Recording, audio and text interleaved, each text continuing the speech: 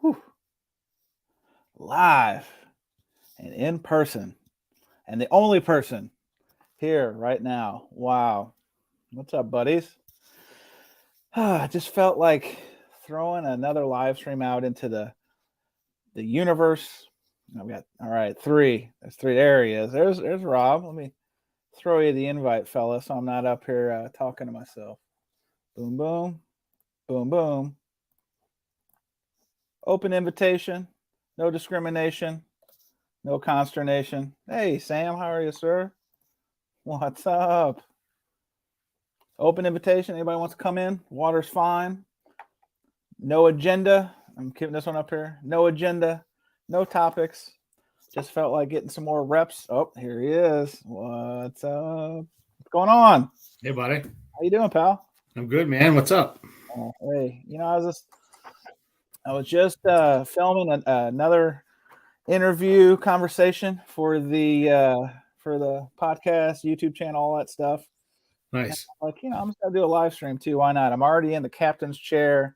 I really need to start getting the hang of this StreamYard stuff. Sam, yeah. So over there, right? I think you got yours today, right? If I saw correctly, after your, I forget who you ordered it from. Is it Amazon? The Amazon debacle. Well, it's funny. I actually had pre-ordered that box with Amazon because they had the lowest price. But then I should have known better, because the last time I ordered a box set, I ordered the Lee Morgan. Oh crap! It was Live at the Lighthouse, I think it was, and they shipped this box set to me in like an overpacked box with like two other things I ordered, like a 12-pack of potato chips, like those single bags, and then some other tchotchke thing, all in the same box. So I get this Lee Morgan box set. Thank heavens, knock on wood, knock on particle board, it didn't arrive real damaged, but the hype sticker was like ripped off. Anyway, first world problems. But I knew, hey, what's going on, Matt? I knew that I shouldn't do this again, but that I just got lured into the cheap price. Amazon's like, I wouldn't say considerably, but it was cheaper, and I'm already a Prime. You know how it is. I mean, Prime member, you're just like, eh. But those sons of bitches, they kept been ordering new records. And I don't know why I do this. And my wife's like, why do you keep doing this? Hey, how's it going, pal? This is my son. He probably need to go to bed soon, Preston. But no, I don't. I still am ordering records from Amazon. Do you order records from Amazon, right? I've never once ordered a record from Amazon. Good for you. Good for you. Never once.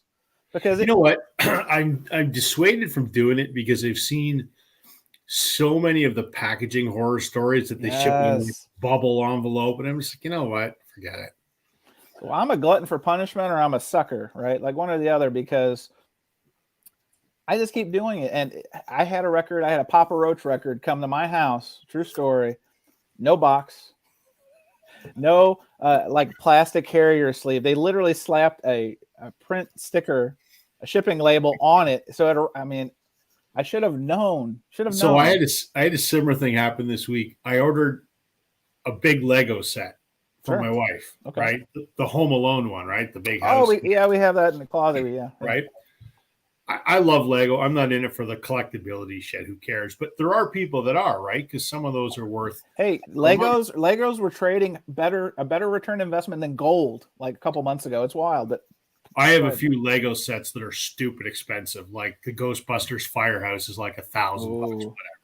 Right. So I ordered the Home Alone house for my wife like a week ago from Amazon, because they're the only place that had it.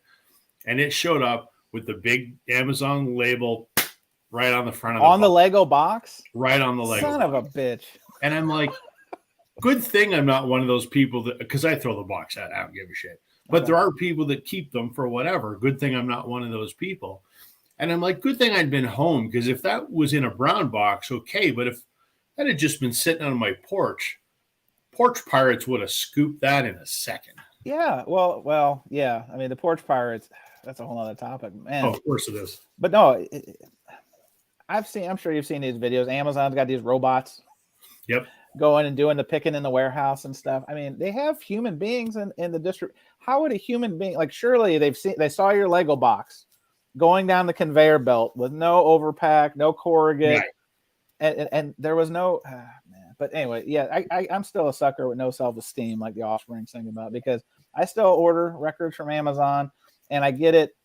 I don't think I ever get it the same way. The perfect world was they started out, but they really made a concerted effort to have vinyl record specific boxes, right?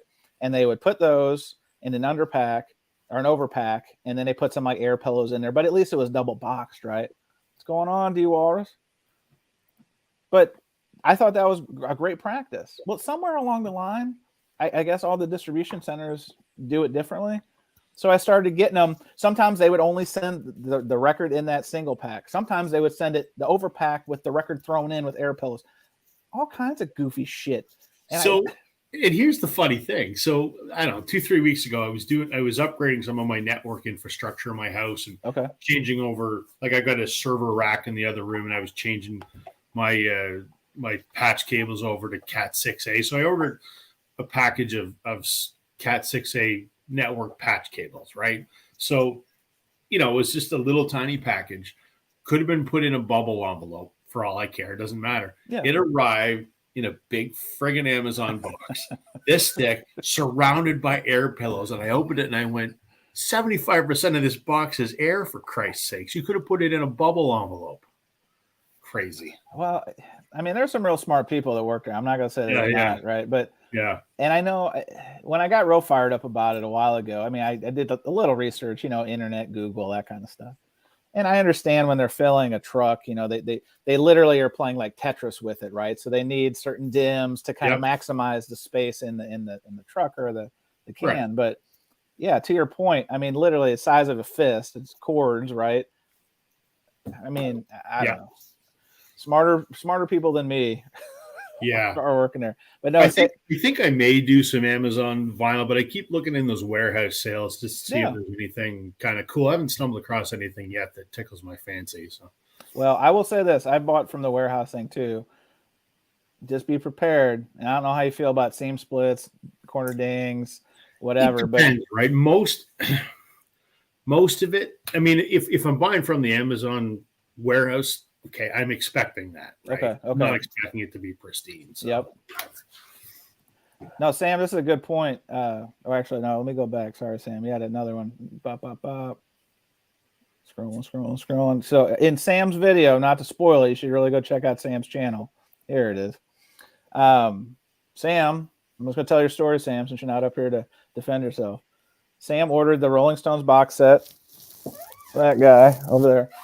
And the wonderful human beings, robots, artificial intelligence, whoever, sent him that Guns N' Roses Use Your Illusion box set.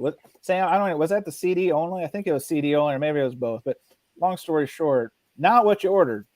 And I think I heard on a stream somewhere, apparently several people have run into that. And I assume it's, I don't know, maybe the UPC's got mislabeled, whatever. But it blows my mind because Amazon, like I work in private life, I work with Amazon, and they're big on what's called SIOC, shipping on container, because they want to have less people touching it as possible, makes it more efficient, whatever. So they want vendors to send the product already ready to ship.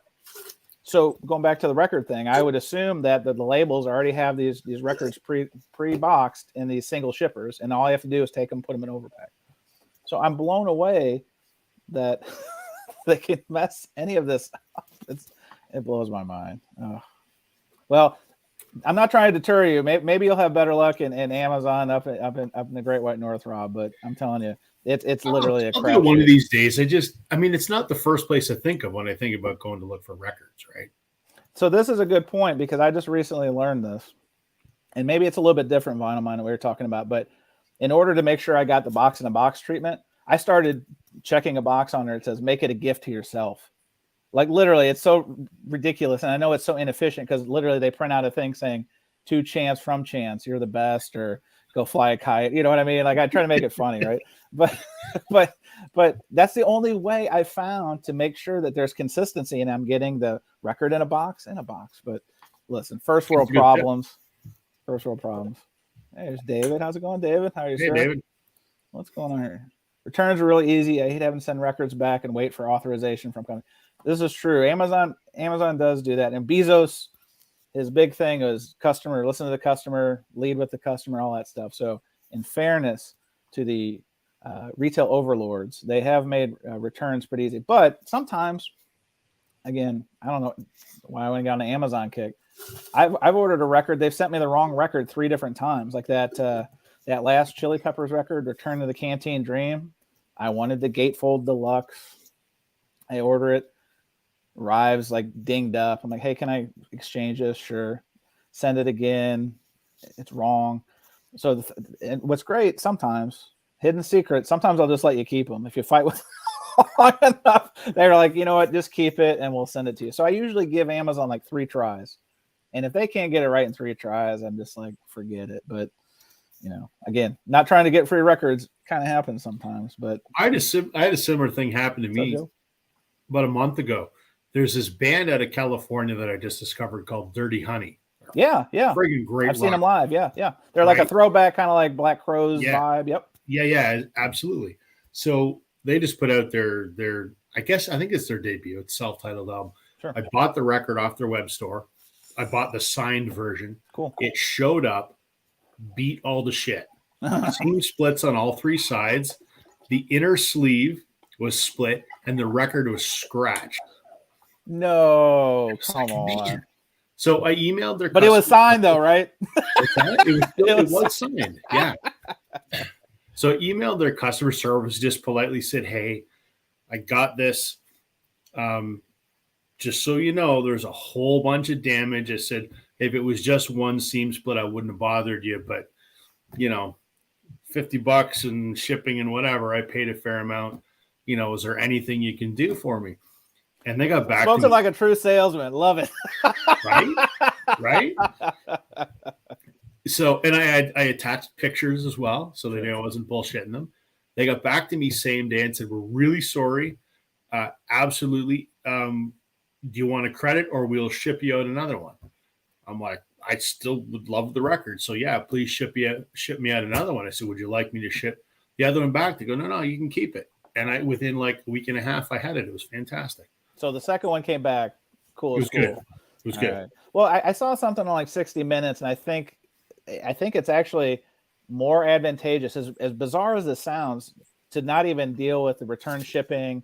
The people have to process it, bring it back to inventory, then ship it out. So and what the hell are they going to do with it when they get it back and it's damaged anyway, right? Yeah, especially so coming out of COVID, right? There was like that boomerang effect of, well, during COVID, people are home ordering retail therapy, all that stuff. But then there's a lot of returns with that. And I said, I saw on 60 Minutes that Walmart, all the big boxes, Target, they have warehouses full of all this return shit. And sometimes they liquidate it. Sometimes they sell it like to Goodwills or, some of these retail arbitrage people. They're like, I went down a YouTube rabbit hole the other week. I saw this video of this guy that buys skids of returned crap from Costco and resells it. And I'm like, I didn't even know that was a thing. Yeah, no, it's more of a thing than I thought. Again, talking about COVID, I was watching a lot of those retail flippers, the people go to Goodwill and find stuff and turn it around. I kind of like that. I was doing a little bit myself. But yeah, people will buy sight unseen, full pallets of whatever, and then literally they're digging through trash to try to like find the good stuff. And every once in a while, I mean, you got a diamond in the rough, but Bezos, Amazon versus Bezos, Washington Post, Jekyll and Hyde. That's true. All right, Joe. I ordered 2 mono boxes from Amazon. One shipped in a beautifully foam padded box, but had a duplicate record. And the other was shipped loose in a box. They had 3 seams in the box set totally blown out.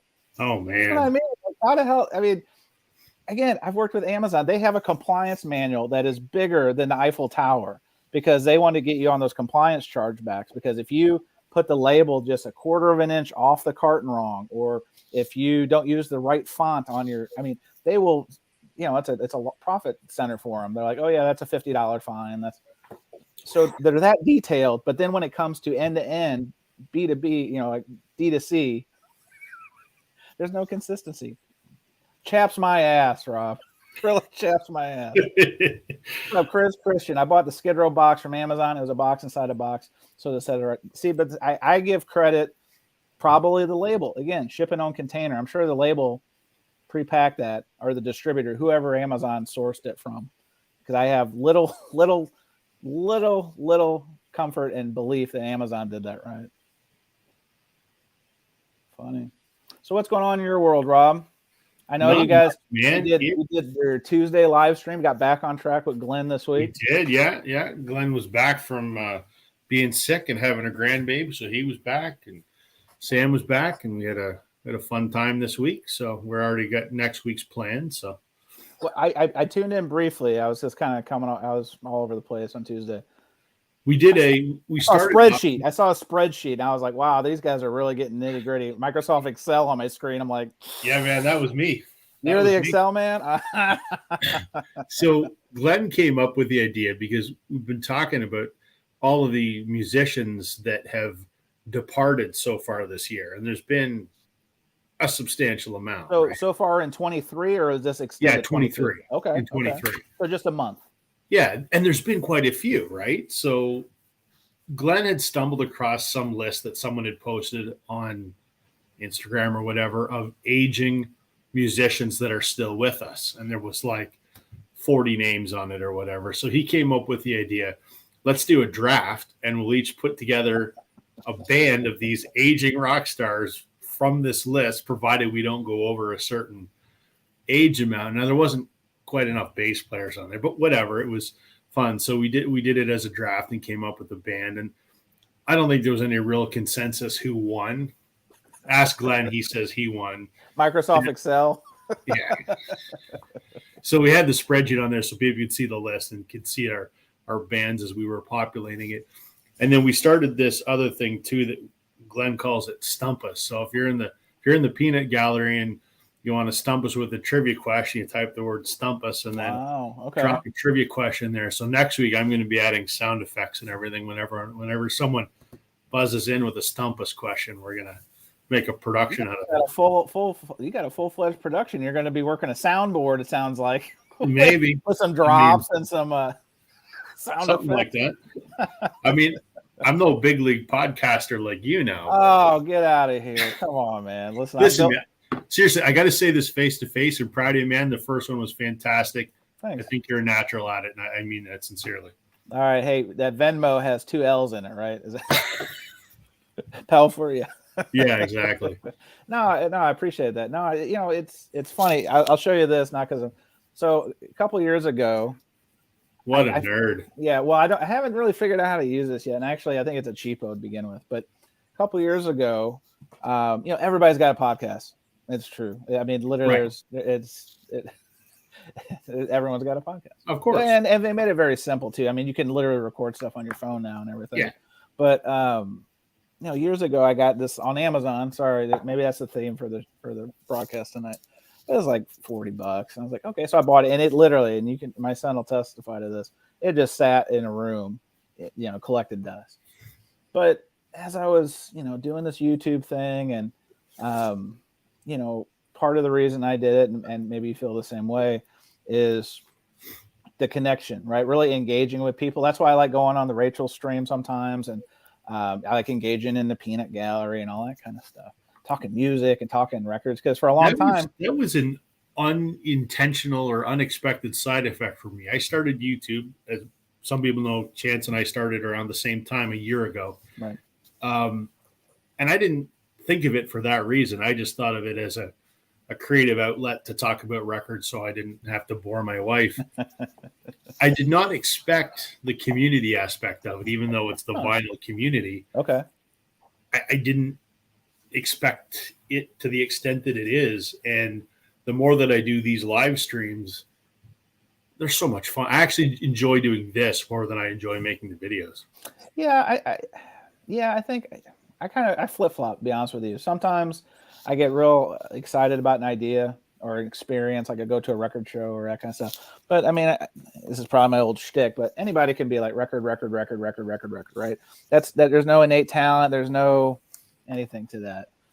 But I think Rich Strickler and I were talking about that in comments in one of his videos earlier today. He and I were both saying that it's tired of just showing a record and got to try and find something new to do. Well, and that's kind of what led me. I was like, you remember that show Kung Fu? I think we're about the same age. So, Yeah. Kane walking the world trying to figure out life, Yep. fighting people along the way. I didn't fight anybody, but I was, but Metaphorically speaking. Metaphorically speaking, that's right. So, for me, it was I want to keep it interesting for myself and the audience. And it's like, how do you do that? You got to diversify. And so, it's like anything else, right? Like, what's that saying? Genius, talent steals, genius, or talent borrows, genius steals, kind of thing. Something like that. Yeah. And it's very true. So I would see somebody do something here and give me ideas. Anyway, long-winded way of saying, I about halfway through the first year, I was like, yeah, maybe I want to do some conversation stuff. And then maybe that could be a podcast, right? And I work with a guy who actually does a podcast on the side about movies and stuff. So I started kind of picking his brain.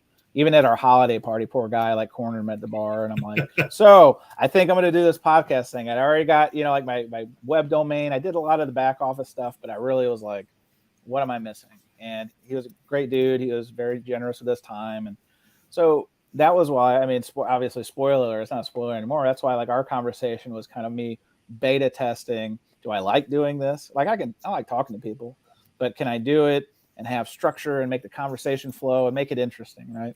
Well, it's funny because I didn't know that you were planning the podcast thing when you and I did our conversation. Surprise! No. I will always forever know that I was your first. You're my friend.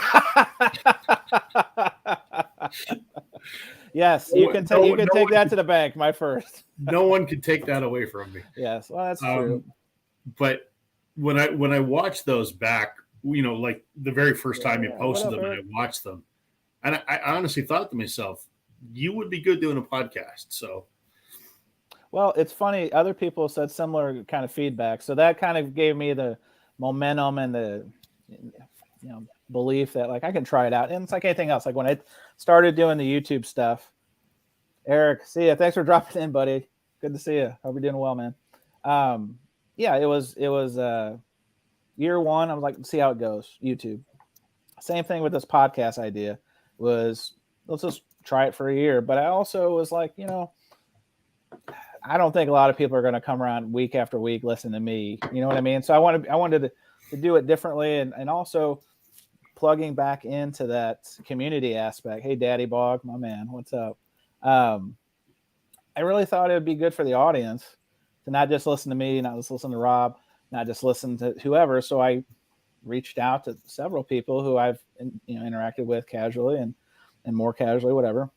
And I just thought it would make more sense to do the vinyl community podcast. Now I've already gotten a little flack from certain people out there who are like, well, you can't own the vinyl community. I'm not trying to, right? I can see the pushback there. Sure. Yeah. And I get it, but it really to be 100% transparent. It wasn't that I'm trying to coin the term. It's just, it was proof of concept. Nobody else had done it, right? Nobody else said vinyl community, whatever.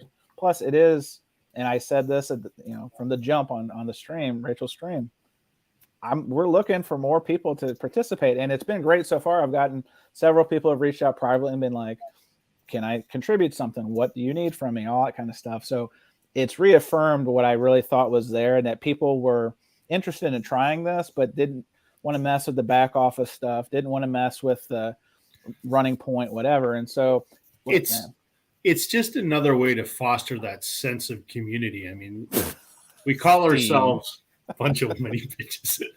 We call ourselves a vinyl community, and it is and it isn't, right? I mean, it's a loosely connected bunch of people that make videos, and we mention each other, and we do live streams like this, and that's all good. But doing the podcast where everyone contributes is just another way to kind of mesh that together. So, the whiny bitches will be like, hey, you shouldn't expropriate the name, which is not what you're doing. They should look at it as a positive way to foster growth in the community. It's a good thing.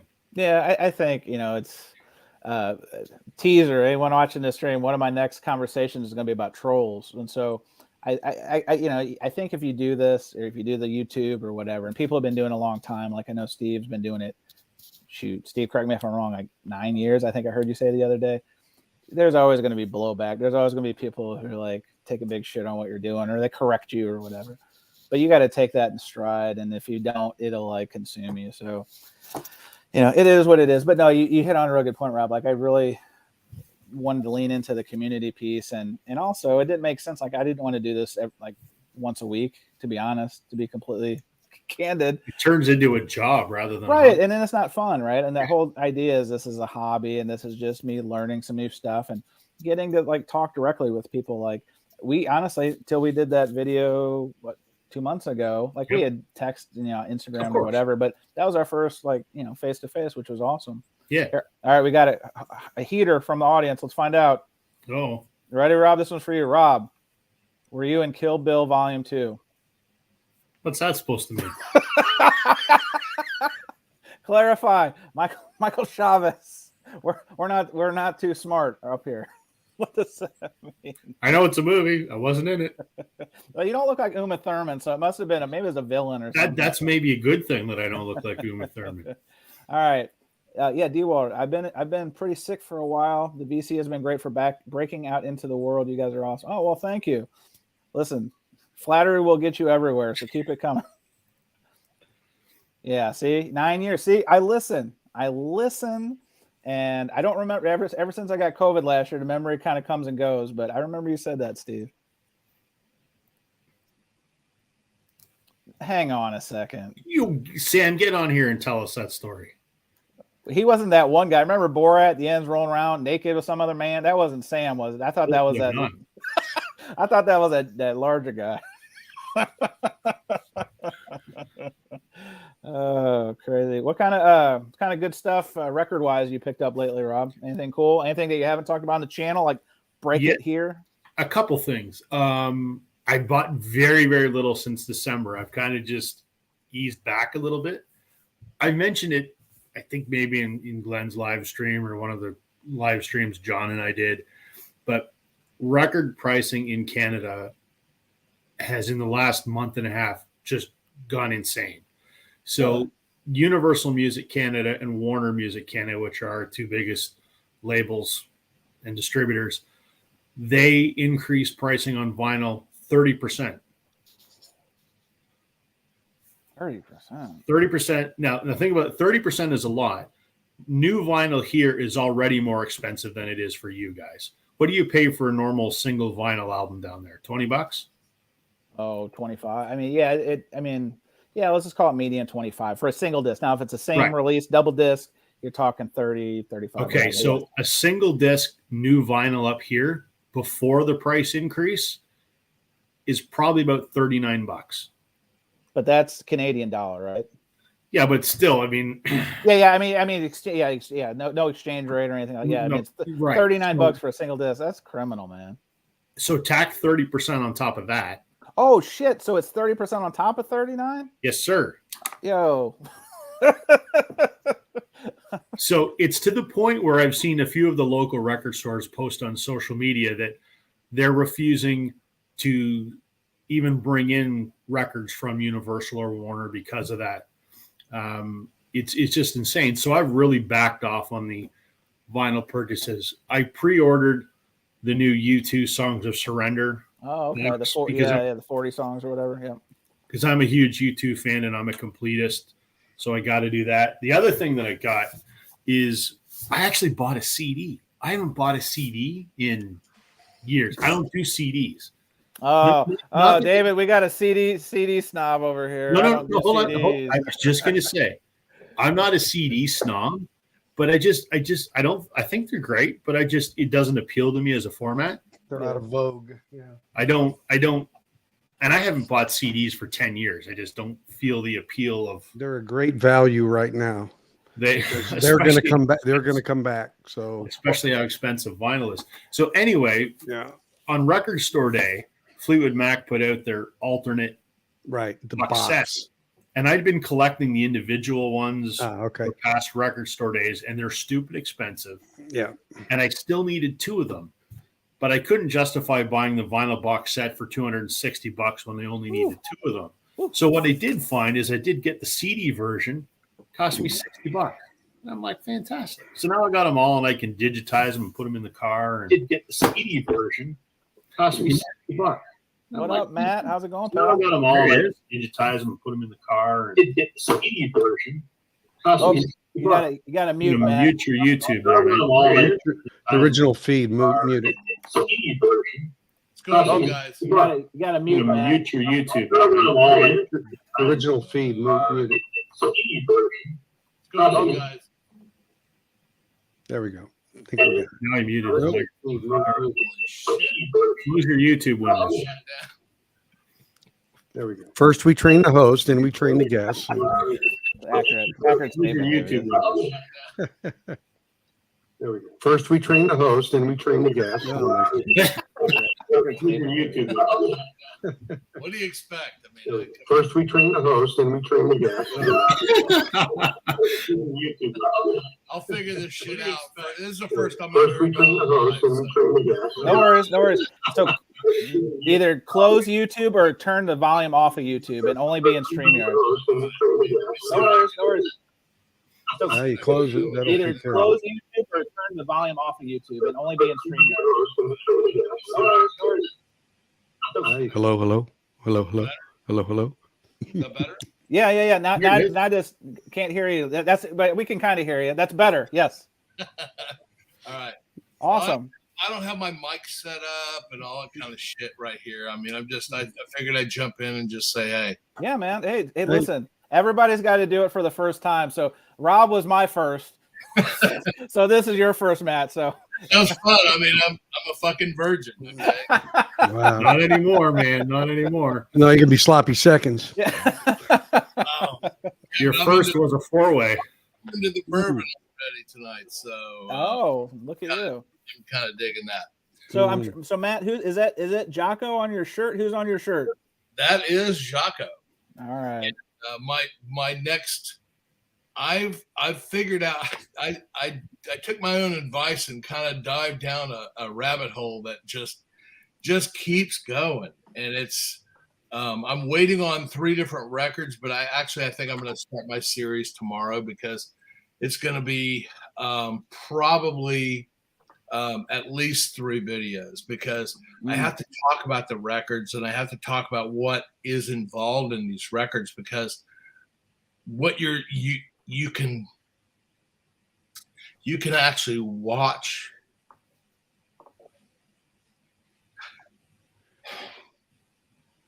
You can watch this guy's progression and what we could have had. Yeah. Lost the talent. As an artist today. Sure. It was cut so short, but I've got his very first record that he ever did. And it was with Pat Metheny.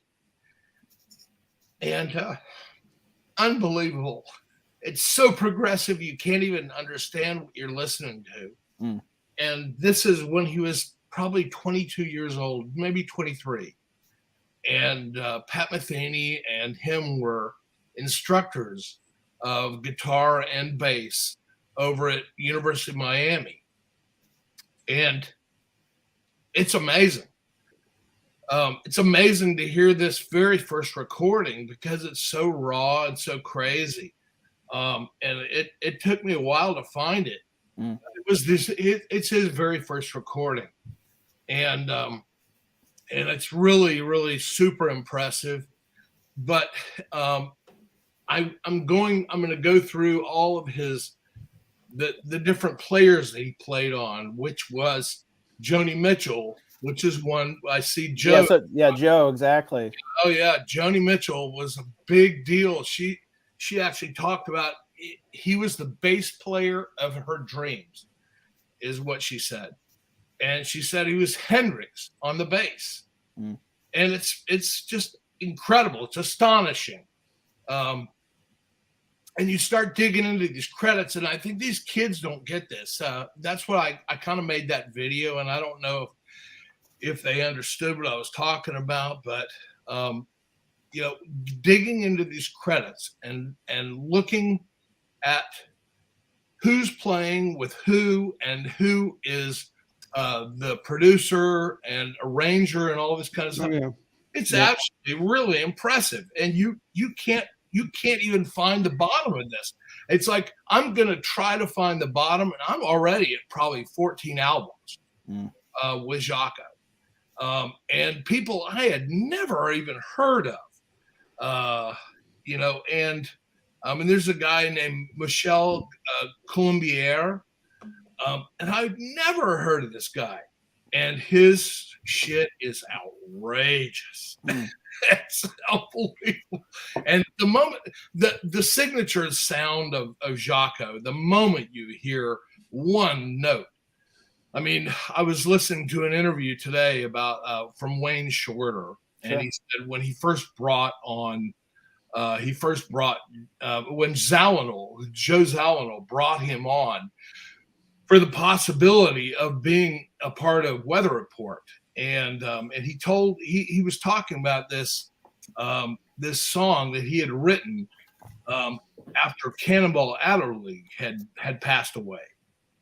And I thought it was very interesting. And he said he brought Jaco on, just wondering if he could be a part of the band. And he came in, he sight read this, and he said, Wayne Shorter said the first note he heard, he said he knew. He knew. He'd never heard anything like this, and he knew that it was going to take the band to a different place, and they did. And Flora Purim is also one of the Brazilian beautiful singers that actually had Jaco on her album, and I've actually ordered that too. I've spent hundreds of dollars trying to get I mean, this has gotten out of control because it's like the more I know, the more I dig, and the more I find. And it's absolutely a huge deep dive, and it's fun. Well, yeah, Steve's got a good point. Dwayne Allman, very similar talent. Like, I mean, when the talent is like otherworldly, like not to take the thunder, but I feel that way about Gary Clark Jr. You guys know who he is? Like, absolutely. Because I stumbled on him at Bonnaroo 2010. My friend was literally taking a piss and I'm just kind of waiting for him. And I heard this big roar come from like the emerging artist tent. And I was like, yo, the guitar. And it was Gary, and he was still relatively unknown, and literally, like, I don't say blew my socks off, but literally, like, I was fixated. I was like, who is this guy, and how, like, because I thought I knew some stuff about music. I'm not like a Mazzy. I'm not like a walking encyclopedia or anything, but I thought I knew some shit. No, man, I was like, who is this guy? Because he wasn't even on my radar. Like, I did my Bonnaroo homework, and I'm like, gotta be here, and man, it was like serendipitous because. Exactly what you're talking about, Maz. It's like you just knew that there was something special about this guy, and I've seen him, almost I think 10 times since. But I mean, when you're in the presence of that gift, that talent, and it could be a singer, it could be a entertainer, an actor, but you know it. Like Lee Morgan, right? Talking about jazz, like a prodigy. You just know it's just something that not everyone has. It's wild. Well, I tell you what, I mean, it's like, remember that album I called you about? Oh, so let me walk everyone back. So so if you watched my channel, I'm going to cheap plug this. Watch this. I drove down to the middle part of the state, Columbia, Missouri, just to go to a couple record stores. On my way back, I stopped at another record store just outside my living locale. And I get this phone call, and I think it was an Instagram or something. And it said Prime Analog Records, and I'm like, oh, maybe Bud dialed me. So I answered it. So I'm in a record store, just and it's Matt, and he's like, Chance, I'm looking for this Jaco record. And I was touched that he reached out to me because I'm like, I live for this stuff. I'm like, oh, dude, I've got a whole web browser full of shops, right? But I was at a store when this happened, right? And so he's telling me a little bit about it. I could hear the passion just coming through the phone, and I was like, okay, cool, man. Well. I'll look here. I don't know if they'll have it where I'm at now, but here's a couple shops. Anyway, ended up finding it, and I'm happy it did. But I mean, even just in that conversation, I knew that Jaco is like special to you. And I mean, it was like exactly what you said. Once you learned that there was this recording, you were just like on the pursuit. Like it was on like Donkey Kong. And I can admire that because I've been there. I'm sure Rob, you've been there. David, you've probably been there too. There's like, you find like this new piece of information and you're just like really hot for a new artist or a song that just really grabs you. And you're like, where is this? Give me more. Like, I'm just like Pac-Man, and you just right. Yeah, just feed me, right? It is. Well, I'll tell you what, though, it's like, I don't know if I blew it for you or I told you, but I got that album, right? And I found it, and I was radically disappointed. I mean, this is the worst of all. I mean, Jaco is always beautiful, and his work is always beautifully recorded. Some Nimrod was at the soundboard that night, and they recorded this shit so hot that's a bummer. Oh, it's really sad because the name of that album is Blackbird, and you know what that song is. I mean, you, of course, Rob, Blackbird. And that was Jaco's tribute to Paul McCartney, and to hear it so fucking bastardized, like, sucks. Oh, it's such a letdown. Because it was even worse, is they're not going to touch that for a while. Maybe somebody else will take a run at it. It's a passion project. Maybe they'll try to clean it up, but it's going to be a hot minute, and that's it's so frustrating. I mean, it's like, I think you guys are pretty early. I mean, I think David understands the cassette. We used to do all these cassettes and do mixtapes and tape mix, yeah. And I was part of the cassette thing. I'm the kid of the 80s. Yeah, okay, there you go. Okay, well, that's how you try to get. I'm gonna let Matt think I'm younger. It's okay. Yeah, cassettes. Chances going, what's a cassette? Listen, I used to have a Walkman. Come on, dude. It's Aerosmith Pump. I rode that a whole summer, man. I got my first Nakamichi when I was 18.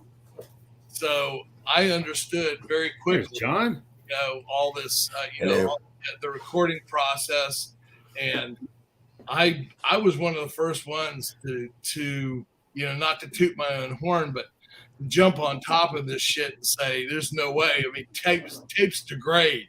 Is that concert you went to or going to your last and your most recent concert, David? No, I didn't. I didn't make the most recent. I was so sick I didn't even go. Son of a gun. Yeah, and I actually have a mini disc of this as well. I don't know if you remember those. That's a 3-inch disc spinning in a case.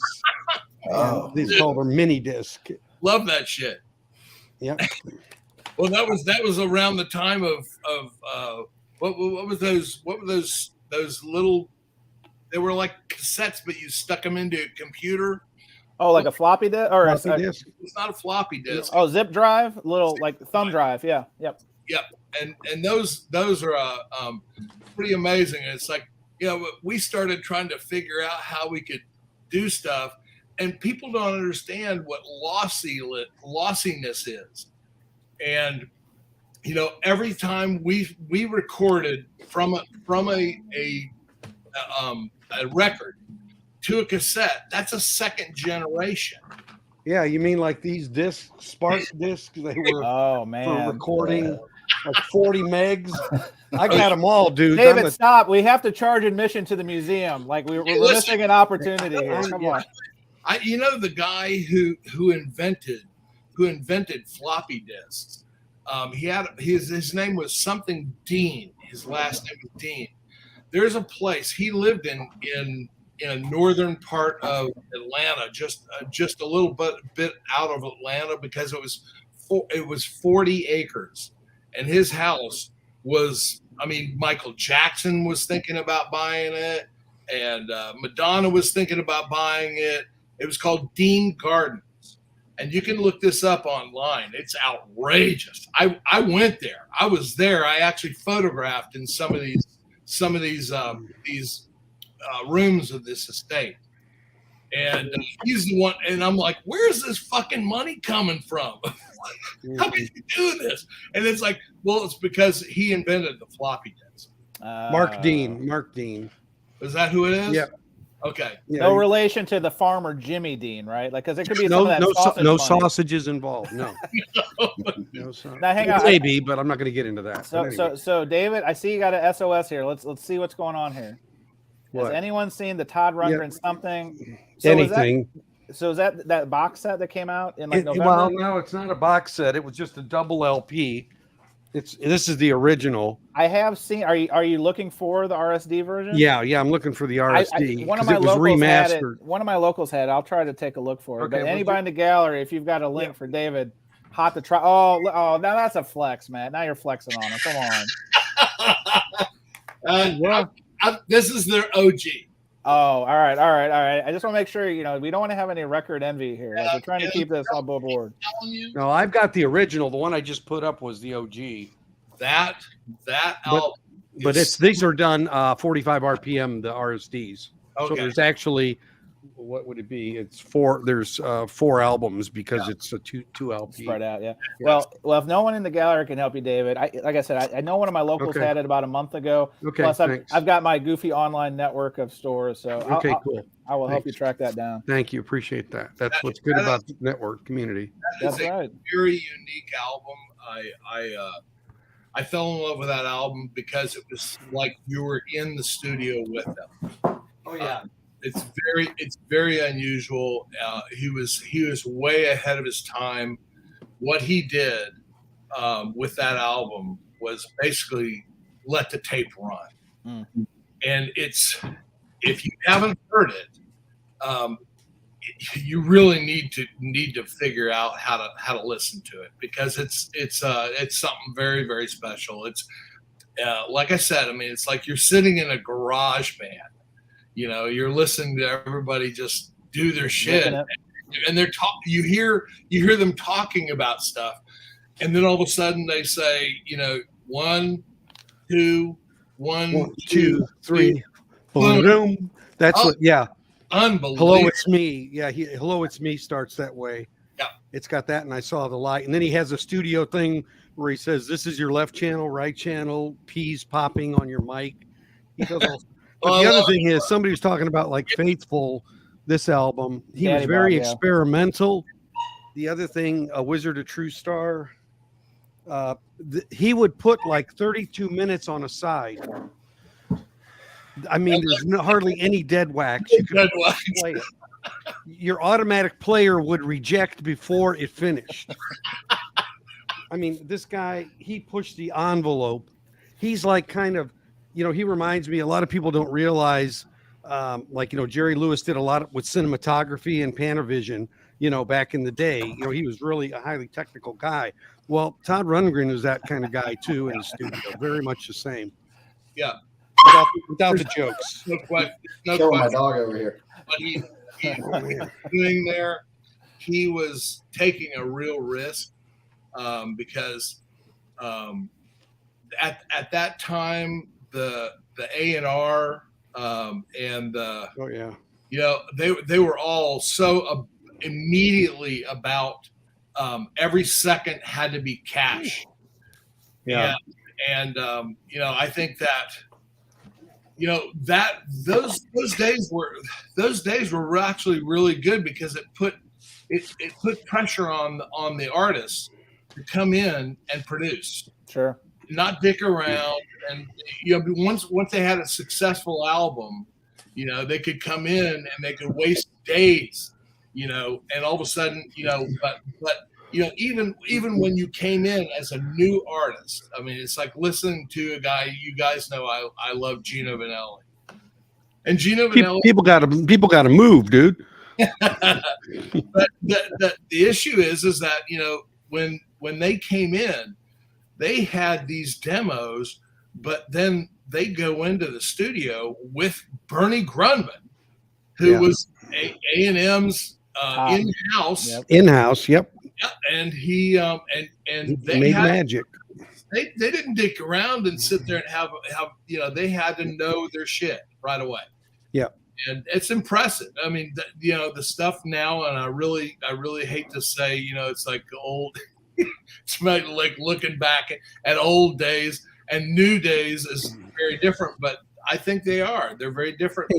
Yeah, and I mean, even what some of the labels were doing, you take about 60% of the A&M records that came out from like 73 to 85 and hold them up to the light, and they're using pure vinyl. Yeah. They didn't tout it or anything, but they were using really high quality vinyl when everybody else was using recycled vinyl because of the gas prices. Nonsense. Yeah. That was one of the very first selling points for MoFi. Oh, absolutely. Yeah, translucent. Yeah, I've still got all those albums on, Olivia Newton-John, the Powerful People, and stuff like that. Oh yeah, you could actually take that record and hold it's translucent. Yeah, you can see. Yeah, it's translucent. Yeah, I did a video on that stuff. Yeah, it was the super vinyl at that time. They just at the time, but yeah, that was a big deal. Who engineered your album and mastered it was a big deal. We didn't know it. Yeah. Now we're into all the minutia. Now it's like when they re-release something, my first question is, who remastered it and who cut the lacquer? What? That's my first question. Tell you what, I mean, it's like I have learned so much from all of you guys. I mean, I watch all your stuff, and I really have learned so much from so many of you because, I mean, things that I've glossed over, and then all of a sudden I'm like, really? And then I'll go back and I'll pull it up and I'll look at it and I'm like, that's unbelievable. I didn't even know that. So I really, I appreciate the vinyl community very much because if you are open for education, it's there. Yeah. Well, I figured when I started my channel, I said, I got all this in my head and these stories and knowledge. I'm going to die one day and it's going to die with me, And, so it was kind of like, you got to start doing the old pay it forward thing, Sure. Right. So John, you got to tell us, I mean, you brought a co-star, you really went to the well, like cute children, animals. So you've already gone to the animal well. This isn't is this the same dog from a couple videos ago or? No, that's probably my little Pomeranian. Okay. No, this is Shooter. That's my little rescue pup. Okay. Oh, cool. Okay. He's a foster failure. Yeah, we do work with Suncoast Animal League a lot. Nice. Cats and dogs, and this one was this. I knew 5 minutes after bringing him home, he was not going back. Yeah, I know that feeling. Yeah. Yeah, it was instant. Yeah, look at that. Where's that? Where are you at? He's in Florida. I'm in Florida. Yeah, the Suncoast is based out of the Clearwater kind of area. Yeah, we got our two Florida guys right on the bottom. That was serendipitous. I'm in Winter Haven. I lived in Miami for over 20 years, and I just finally moved back to my hometown, which is Winter Haven. Yeah, we're not far from each other. Probably hour. You're like what, Newport Richie in Winter Haven? Central. I'm Central Florida. I mean, you know where Lakeland is? Oh, okay. Yep. Okay. I got to figure my direction. 20 minutes away from Lakeland. So okay. Chancellor is saying a VC meetup in the cards at some point, guys. So just saying, saw it here first. But Dave, here you go. This is David. See, I called you Dave or David. It's David, but I'm not going to be offended. I've been called worse. But yeah, that's true. But this is exactly what we're talking about. And Matt, you kind of hit on it. Is like that's what really fired me up about watching these videos, even before I was doing videos this last year. Is exactly what you're talking about, Matt. You could learn so much, and I'm gonna hit you with some stats. So the number one search engine in Google, you know what the number two search engine is? YouTube.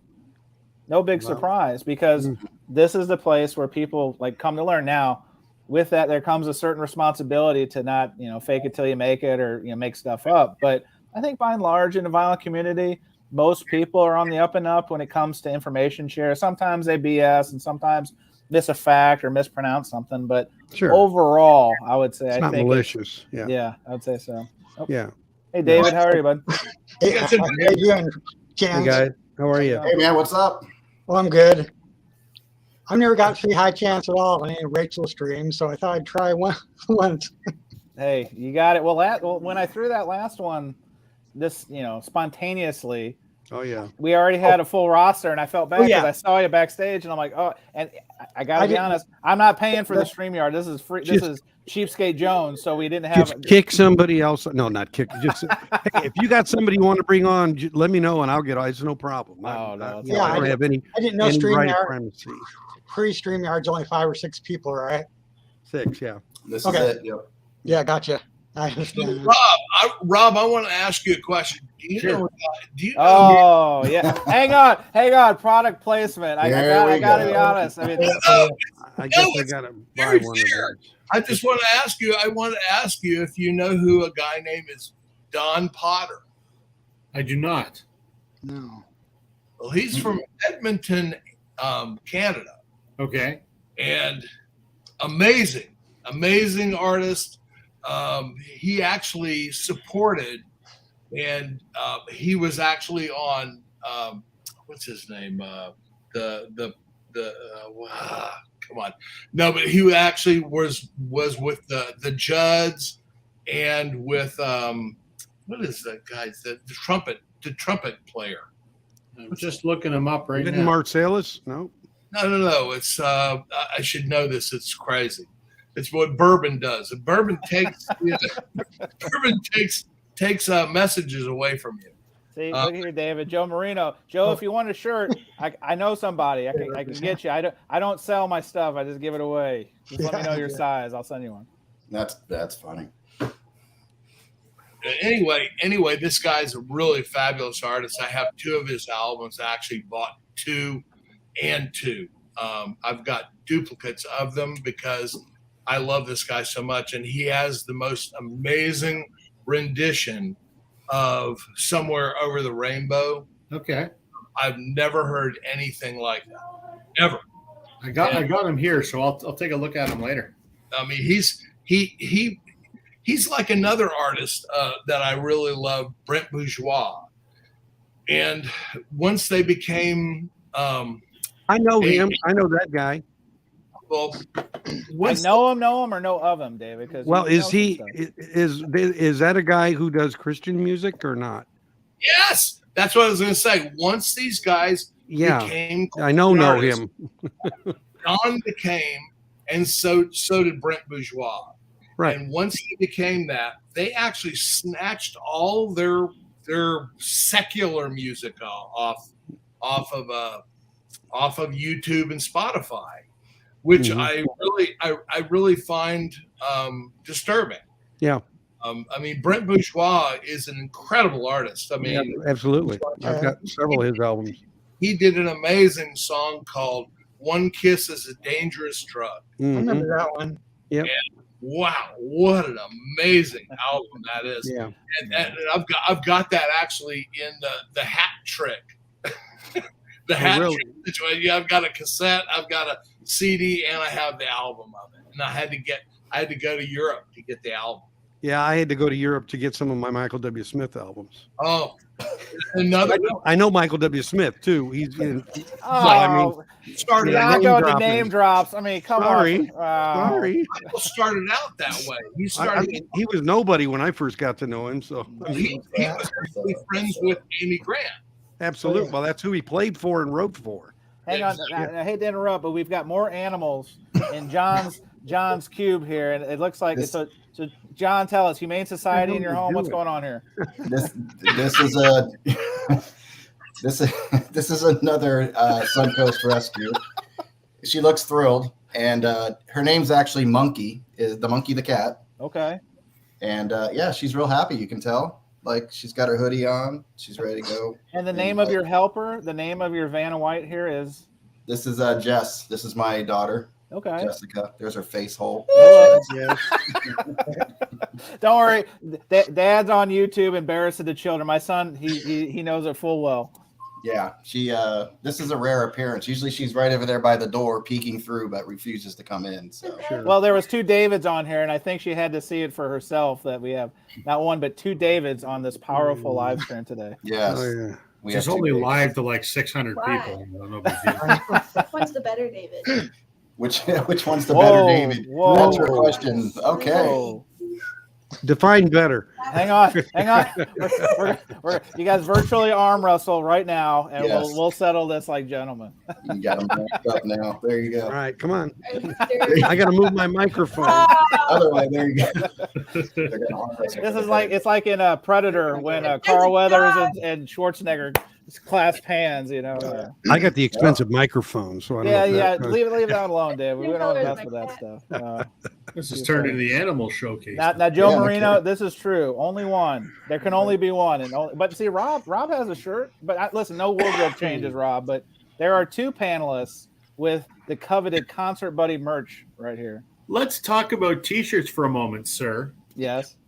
Did I not send one south of the border? You did, and I will. I don't have it on right now. I actually have a work undershirt, but I will flex it soon. Yes, I had to wash it because I asked for. I'll be honest, I asked for the extra large, but I need just a little bit of wash because I need a little tight. I need a little tight. But you will see it soon. I enjoy it. Your wife did a really nice job with it. As did yours. I quite like my concert buddy shirt.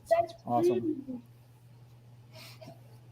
Daddy Bog, you can call me Dave. Look at that. Davey. This is a safe bet, Nick. Because you can't lose. Yeah, You got two of them today. Nick's always so specific. I love that. Mr. Lazy Boy Chair. Hey, nice to meet you, David. And Nice to meet you, David. Well, hey, we're going to put the focus on you, David, Wyoming, because I know you're an introvert, so I'm going to do some of the talking for you. But all right, David has been a long-time lurker, right? Lurker? Stalker? Is that like stalker? No. I'm choosing my words carefully. But David's in the galleries a lot, but only recently, I'd say last 3 months? Probably. You broke through the plane and you decided to do some videos on your channel. You started coming up on live. What's your channel, David? What's the name of your David's Vinyl Digs. Oh yeah, I've seen you a lot, so I know who you are. Okay, good. I watched your most recent one where you had the Jimmy Smith record. You were going through a couple of those, right? Or is that outdated? That was the last one I saw. No, that's the last one I made. Okay, but this is good. So then do any of you guys know Dead Wax Randy? Is that Dead Wax 66? I don't know if we heard. I was teasing him. I don't know if we heard this. I have made more videos than him. Well, Dead Wax 66 was busting my balls on the podcast premiere on Saturday to the point where my wife asked me afterwards, like, does that guy not like you? He's a cool guy. And I said, no, this is just how the peanut gallery works. And sometimes they really like to hit you with zingers. But I don't think maybe Randy doesn't like me. I don't know. But I don't know. But I think it was just in the spirit of the Rachel Randy's gallery. a cool guy. Yeah. He does that. That's funny. Hey, get the. Now we've got parlor tricks. Now, I mean, we really should have started charging admission for this. Yeah, get the hoop. Let's show him the trick. She knows how to sit and she knows how to pause. She's found her seat, I think. Great.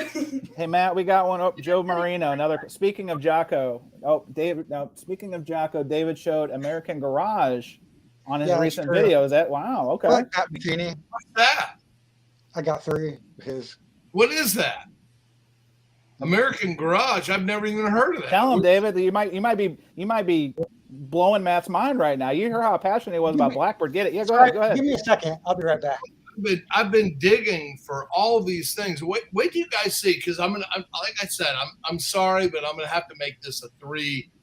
Because I know you guys don't have this kind of time, and it's like Pat Metheny. Okay, that makes sense. But Pat Metheny, his very first solo album, Bright Size Life, was Jaco.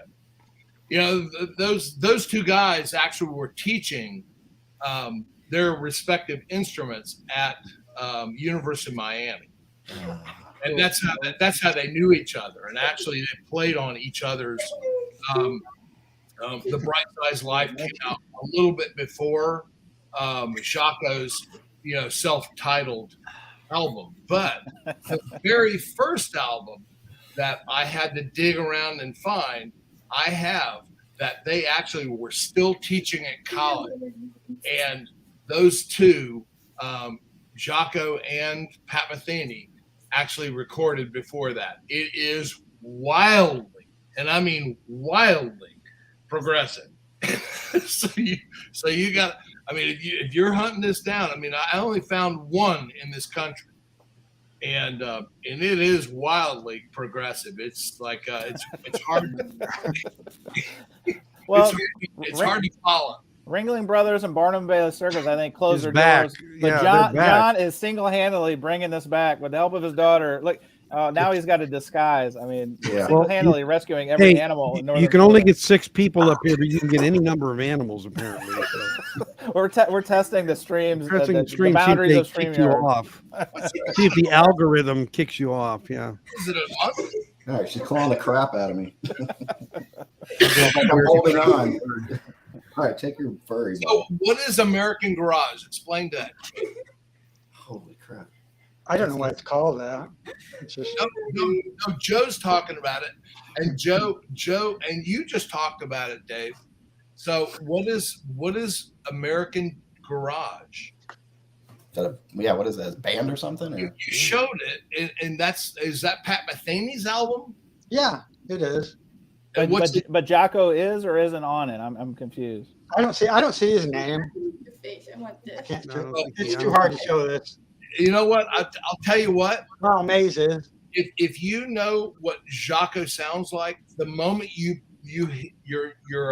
needle hits that record, you'll know if that's Jaco, because Jaco has such a unique sound that Weather there's report. Well, Matt, I'm gonna do something actually because it's up here. Hang on, 1 second. I got a Jaco for you. Hang on, hold on. Hey Matt, I have some weather report albums. Oh, I do too. I like them. It's cloudy and very snowy in Dallas. So. You know who- Oh, not that You know one. the first Weather Report album? The first Weather Report album he was on, it's Black Market. And it's actually it's so amazing. And I was talking about it earlier because Wayne Shorter was sitting there with Joe Zawinul and talking with him about this song that Joe had written, and this song was about Cannonball Adderley, and Cannonball Adderley had just died, and if you didn't know, I don't think that Jaco knew that he was passive aggressive or not passive. Cool. No, he was manic depressive, and I am too. So I know what that disease is like, and he had such sensitivity. When you listen to the raging stuff that he was doing with Weather Report, but then if you listen to Heavy Weather and you listen to a remark you made, it's absolutely shocking, because the drop in that feeling that he plays, because you think that he's wild and he's a crazy manic, and all of a sudden he drops into that, and it's something very, very special.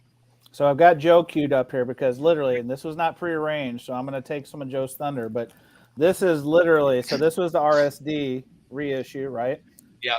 I knew of Jaco. I knew of him just in passing, right? I'm not obviously a super fan like Matt, but I thought this would be a good introductory album to check out, right? And so it's a Kevin Gray cut, like hit all the marks, right? And I didn't pick it up at first because I was like, oh, I don't want to.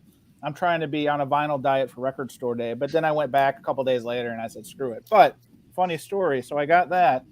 So then maybe a week later, after I picked that up, I went to an estate sale, which is not usually my thing, but in my area there was advertised an Audiophile estate sale, and they had, I mean, it was legit. They had pictures of Macintosh. I mean, this guy was like, he had stuff I'd never even seen before. A lot of Thorin players. I mean, newest stuff, and he had records. So I was like, okay, well, I'll go check it out, and I'll save the story to the estate sale. I got there was a ton of people there, but by the time I got in, I was like number 60. They hand you like tickets to get in and stuff, so I had to wait.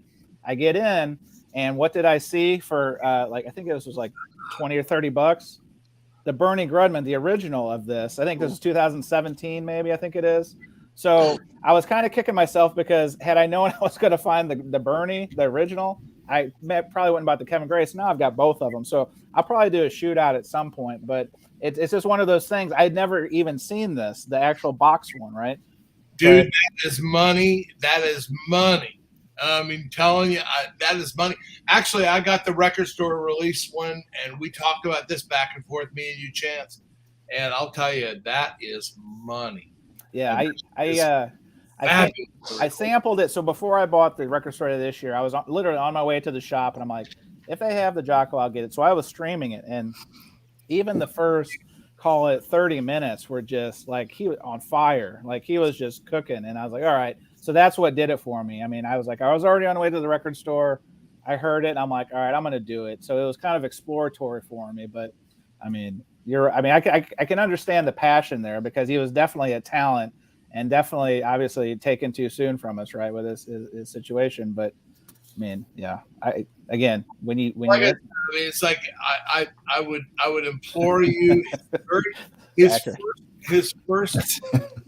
first get into Weather Report, which was his dream to be, was Black Market, and then the greatest album that I think Weather Report ever did was Heavy Weather. I have that one. Heavy Weather went. I think that's at least probably platinum now. It was gold at that time.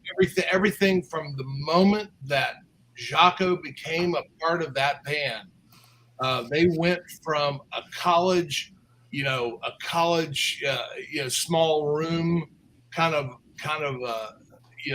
playing to super stadiums, and they were rock stars at that point. Well, even their influence, right? Because I want to say 5 years ago, maybe 4, they would give you for Record Store Day like a poster or like some kind of commemorative thing. And I have like the Hendrix and the Record Store one. I have that in my record room. But they gave a Jaco poster, I think, the next year. And that was literally, I'm probably dating myself. That was the first time I'd heard of the name. So like a lot of us, I was like, well, who is Jaco? He must be a big deal if he's featured in any way by Record Store Day. And so then I read up on it a little bit, and obviously a big influence to like Flea and a lot of like signature contemporary bass players. So that kind of was like, okay, this guy must be real deal. Robert Tejeo. Oh, from Metallica and Ozzy, yeah. He's the one who produced. He's the one who produced the Jaco the documentary. The documentary, yeah. Okay, yeah. And so it was these people really know who he is, and they understand him way more than me. I'm a bass player. I'm not like that. Didn't Jaco actually co-produce Heavy Weather's album? He absolutely did. Okay. He absolutely did. And the thing is, he looked to Joe Zawinul as his new father. Yeah. Because he looked to him for approval. And he was a mentor to him as a producer, I know. Well, the thing is that they kind of played tag. The way that I understand it, they were almost kind of checking each other's, chops back and forth, and to see, and they would push each other to greater and greater heights. And that's actually, on my side of it, I was a big tennis player, and it's Sampras, Agassi, Oh, Andre, they play off each other, kind of thing. Yeah, but the other assistant producer on that album was Wayne Shorter. Of course, Wayne Shorter played with fucking Miles. Come on, right? Yeah. So I mean, my point is, you've got that roots. You got that depth there. Exactly. They're all feeding off of each other. And he's a little kid. He's 24 years old. In the candy store, yeah, sure. 24 years old. Well, it's like when I talked to Susan Rogers about being a young engineer with Prince, who gave her a chance. I mean, these backstories of what happens are just unbelievable. It is. It's amazing. And like I said, you start to play around with these rabbit holes. Yeah. And they can take you to a totally different place of understanding. They can take you to Empty Town too. I mean, trust me. Trust me. On a whim, I've been guilty. I'm sure a lot of you guys have too, of like just thinking about trying something out, and then you just keep pulling the thread. Actually, talking about Wayne Shorter, David, made me think of this. You guys are familiar with the 6 degrees of Kevin Bacon, where you can basically name any actor or actress, and you can time to Kevin Bacon within like 6 things. Right. I'd be curious who that would be, like in the music world. You know what I mean? Because surely there's got to be somebody who is within 6 jumps working with somebody. Probably Clapton. Yeah, Clapton Eric would probably. Yeah, he'll play with everybody, and he's Yeah. connected to everybody. That's probably a good guess, John. I did a video about a year ago, just after I started on YouTube, because I have a few friends that are musicians, where I connected myself to various. Oh, what a narcissist! No, no. Shut up! Fuck off! I'm kidding. Not because it was just like could I connect myself to Paul McCartney, for example, through people. Kind of a cool exercise. I like that. And it was a fun exercise, hands down. The least viewed video in my channel of all time, but it was a fun exercise. That's how it goes. No, actually, Joe is right because, well, I wouldn't say right, but this is definitely a nominee too. I'd say Clapton, Ron Carter, the most recorded bassist, jazz bassist of all time. I talked about him, and I dip my toes in jazz every once in a while, but even he made an appearance in one of my videos because he's played with literally everybody from Tribe to Alt Miles, everybody. He's recorded his own solo stuff, so that's probably a good nominee. This is probably I'd go with Jim Keltner. He's played with everybody. Keltner, yeah, he did. Yeah, the studio guy. The real deal. I mean, Ron, as far as an upright bass, he's beyond reproach. I mean, I learned on an upright bass. My mom was afraid that I'd run off and become a member of KISS. So she made me learn bass on an upright, and that's that. And I was probably 14 years old at that point, and I could barely reach around it. Hey, Joe Marino, you said Ron Carter. I think it's Del Paxton from That Thing You Do. I think that's who it is. Absolutely. He's the guy. also one of David Bianco's most treasured. Hope they press it on vinyl albums, right? I know you have like a bootleg or a European. I had some person. No, I had some personally cut for me. Yeah, I had some cut off CD for me. So. Well, I tell you what, if you got an extra, I've got a nice Concert Buddy T-shirt with your name on it, David. Oh, man. I mean, just think about it. Think about it. A minute ago, he says, I'll send you one for free to somebody. And then he tells me he's hey, you got it. It's called leverage. You know how it goes. I already sent you an email on decreasing in value as we go here. Apparently, Legos, Concert Buddy T-shirts. Just stick around, folks. I'll send you a copy of it. It's called That Thing You Don't, where the records aren't in there. Empty sleeve. I appreciate Empty it. sleeve. Hey, Matt. So Matt, since topic du jour, talking about Jaco, are you familiar with this book, Jaco: The Extraordinary and Tragic Life of Jaco Pastorius? No. I'm not. I have not read that, but I have looked. I mean, like I said, I have dug around the internet so much that I have. What I'm going to talk about from the albums that I'm going to talk about. I'm going to actually talk about the things that I actually know have kind of intersected. So I believe that they're true outside of folklore and stuff like that. One of the things that a lot of people don't realize is like probably the greatest when you hear about somebody like Wayne Shorter and how amazing he is. Steely Dan brought him in. David, there you go. Steely Dan brought him in for Asia. And actually he told them and they obeyed basically him because he is who they did. I mean he said, you play and I'll just come in. Yeah. He wasn't playing his shit. He was doing his own shit. And he says, you just kind of play, and there's Steve Gadd going, and all of a sudden, he starts.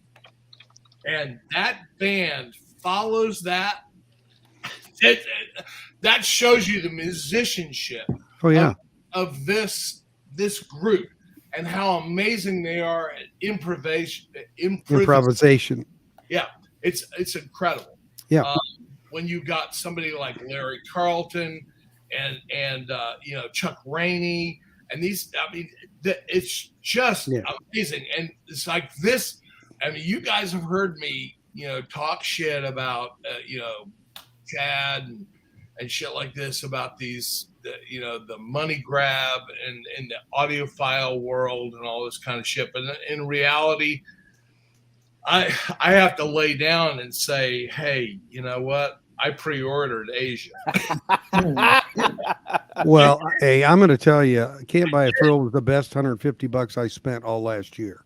Really? It's worth much more than It's that. dynamite. It is. And David, you and I sorry. have talked about this. Steely Dan's not my jam. My wife is No, more of a fan. But even when I put that on, my wife from the other room was like, that sounds outstanding. Is that the UHQR? And I'm like, yeah. So yeah, when my wife could tell the difference, that's my test too. When my wife can tell the difference, I know it's great.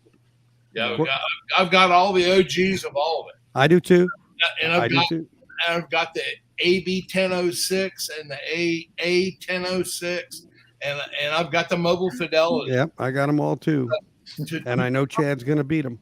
Yeah, to be honest, I just I had to lay down and say, give me this and show me something, because I know that this is an amazing recording.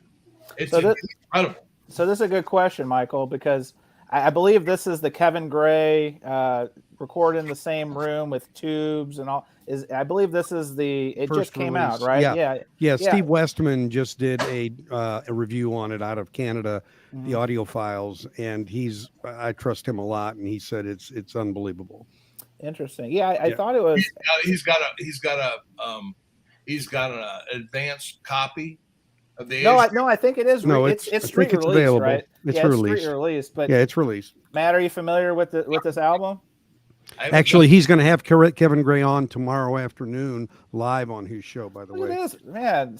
Hope Steve's sending you $20 we can Venmo. I mean, we're hooking him up here. But no, Matt. So this, if you're not familiar, so this artist who I'm not familiar with, Kevin Gray, who I think everybody on the panel knows, for sure, is doing like what I would call, and please correct me if it sounds ridiculous, like kind of like a Rudy Van Gelder type of enterprise, where he's recording it in the same room with all the tube, recording equipment, like the way Rudy used to cut, right? Yeah. And so it's a very ambitious project. And as somebody who, I'm not familiar with this artist, unfortunately, but Kevin Gray's got a lot of social proof with me. So this is one of those things that, although I'm trying to scale back my purchases, this is something I think would be a fun kind of try. Yeah, no, if only because it's so unique, right? Yeah, I would tell you to get it. It is unique and it is going to be limited. So I order one just because I want to have it. It's not even my kind of music, but I know the quality is going to be there.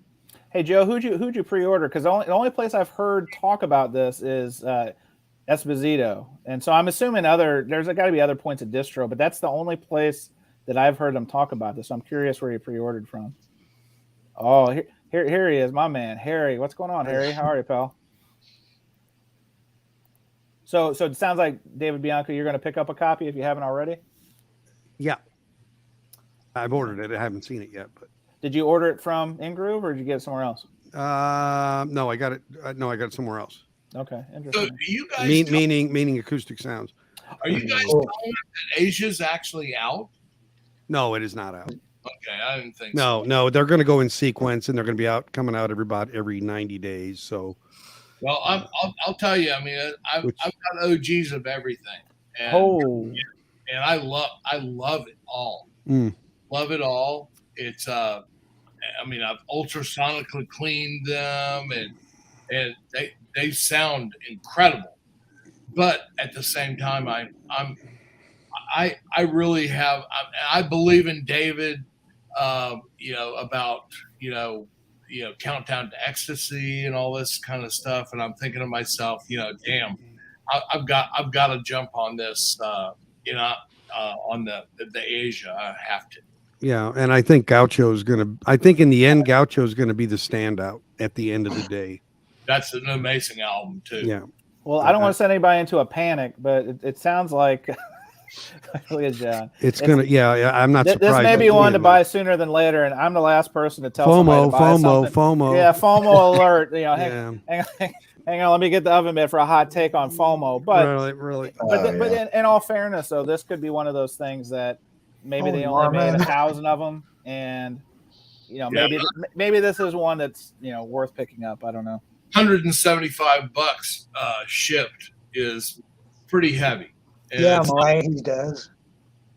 it's like, we all got stuck with the MoFi shit and all this kind of stuff, but in the reality, I'm fully on board with MoFi, even though some people in the VC are rallying against that. I'm not like Melinda, but and I show a MoFi in every single video. Right. At the same time, it's like, I got the Silver Series Carole King tapestry. Okay, cool.